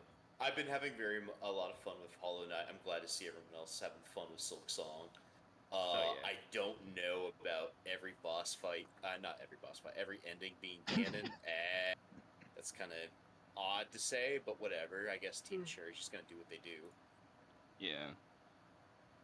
Oh shit! I didn't realize that. I'm scared about her. I'm scared. But I'm wait, very scared. Oh, I did not realize that the person who did that Hornet art made a new one. I like the way you phrased that. I love how we've now devolved into Silk Song posting now. Yeah. I mean, it was Come on, funny. I don't know what It I'm was doing. gonna happen. That's fair. It's fine. That's the beauty of it all, Oates. You're gonna be saying that a lot the first like 12 hours you play Hollow Knight. So 12 hours. Yep. I Was could do there that. any other questions? I don't know. I think we just moved into bullshit mode, man. We kind of did, yeah. That's kind of what you should. I mean, you should have come in here expecting that. Oh yeah, no, I'm just curious. Heaven forbid, I just hold on to the maybe one small decorum of a podcast, of keeping it all together. Unironically, I become a Tart Wrangler, but I want to say, finish it off on this. I do love to say, I love Flint and Iwani Snoot. Dude is like putting on a brave face, and I like how Anon and Inko are like talking with each other. Not talking with each other, but they basically see each other, but they got their own stuff they're dealing with, and they break off. Oh, And cool. My I'm body finished processing the alcohol. Damn it. I'm no longer drunk. And I'm loving in Killer Queen how Mia's got her own demons, right? Same with Inko, and they haven't talked about it too much, but maybe there'll be something there in the future with that. That will be really interesting, where they be like, maybe offhand mention, hey, I have this problem.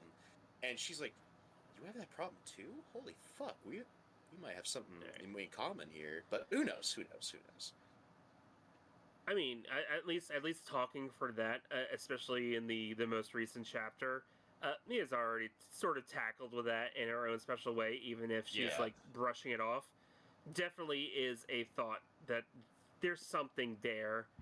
Not obviously not romantic, because at this point they're both they're in their own cactuses heads that have just been thrown at one another. Yeah. And at this situation, they're not they are not a good pairing at all, but they are sort of thrown together because of their circumstances. Exactly. I will say though, the rec room scenes are not done yet. There may be more to that situation, And I'm just saying that, yeah, there may be conversations that may happen. Yeah. Will they blossom into something that's good? Probably not. But there will be conversations. Yippee. Hurrah. Exactly. No, I look forward to it. Absolutely. Cool. Well, before we roll into another topic, I am gonna dip off and go to sleep. So, Yeah, Shuhan, you have a good night, Meister. have a great rest of your night, and I hope Good the night, rest of the mister. interview was fun and that you Thank guys drink water. Yep. Thank you for swinging by, Hey, Meister. I the pipe bomb you appreciate sent me hasn't arrived yet. Can I get the tracking number? Talk to my lawyer. Also, Yeah, absolutely. You know, Meister, chapter 5, I mean, good night. Two-way, he already left. He's already gone. You're never getting it. Womp womp. I know. Because of Silk Song and everything else. I'm killing myself. I mean, we could play a stupid little game, but I'm getting the vibe that everybody's starting to get sleepy. I'm doing fine. I'm good.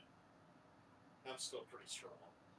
I marathon ABI for like too long. 5 hours. I'm gamed out, man. Jesus Christ, man. That's fair. I wanted to get my face moved. It took a bit. I am finding that I am being called from the other side of my house that possibly may need to be needed for something. So yeah, we can go ahead and end it and say a goodbye to the folks at home, and hopefully people enjoyed it. I know I enjoyed having you back in. It was a blast. Thank you for having me. Yeah. I appreciate it. I'm sorry for the scheduling situations that honestly made things a lot better, honestly, once I found out I was free today. By the way, thanks for answering a lot of questions. Yeah, I didn't even think there were so many questions. I thought we were just going to fucking bullshit the entire time.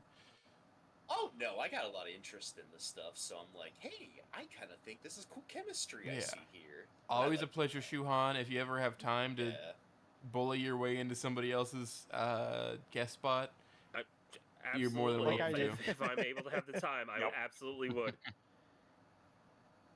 You have a good night. I appreciate it. Thank you so much for bringing me back on. This has been an absolute pleasure. Also, shout out to A-Stud for being here. As I always say, I suppose at this time of the night, see you, Space Cowboy. See you. I'm sorry. Hold on a second. I apologize. One last thing. Say your thing. Sudica, say your shit. Sudica in the fucking chat. Sudica. I see you. Sudica. Hey. No, I'm sorry. This man here has met Ruth. He read the actual smut to Ruth Knows Best and has become an absolute Ruth fanboy. He is a Ruth fan who has made fantastic art for her. You could say he's ruthless. Oh no. Fuck you, I didn't forget. Well then, fucking throw a bag over his head and drag him in here. Get him in here. Hold on. Here, make sure you chuck this chat and bring you in here now. Hold on a second. You chuck this into X.com. Check him out. Follow him. Yes. His art. His art is fantastic. His ink work. Not even Ruth. You need to check out all of his art. Oh wow, that is some fantastic ink work. Oh, that's some good shit. Look at the Spider-Man shit that he pops out. Holy shit, that is some exquisite ink work. Who did the 4th of July? You know how you ask who should have an interview? Sudica. Sudica should have an interview. Quick, grab the bag and the chains. Bring him in here. Shuhan, go. You have my bag and chains. Go get him. I'm good. But that I cannot forget to no, he has been one of the biggest, I can't sing his praises enough. I love his artwork. He's the one who made the original tragedy scene with Ruth and Haley, who had one too many chicken nuggets. He's the one who made that fantastic 4th of July Inko and Olivia art. Just pay homage to this guy. He makes fantastic art, and I love him dearly. Yeah. Get the Oh, bastard. man. Nice. And that's my shill. That's my Yeah, shill. All right. I'm done. I'm So we spent. can- I'm sorry. Yeah. So good. All right. Wow. I must away. Your people need you. Goodbye, Shuhan. All right, finally, we'll say goodbye. See you, Okay. Space Cowboys. Goodbye. So always a Okay. pleasure. Always a pleasure having See you you around, tomorrow, man. Thank you for having me. See you tomorrow. Bye. y'all tomorrow. Bye bye. Bye. Ah, I think that went great. Yeah. dude, That that was went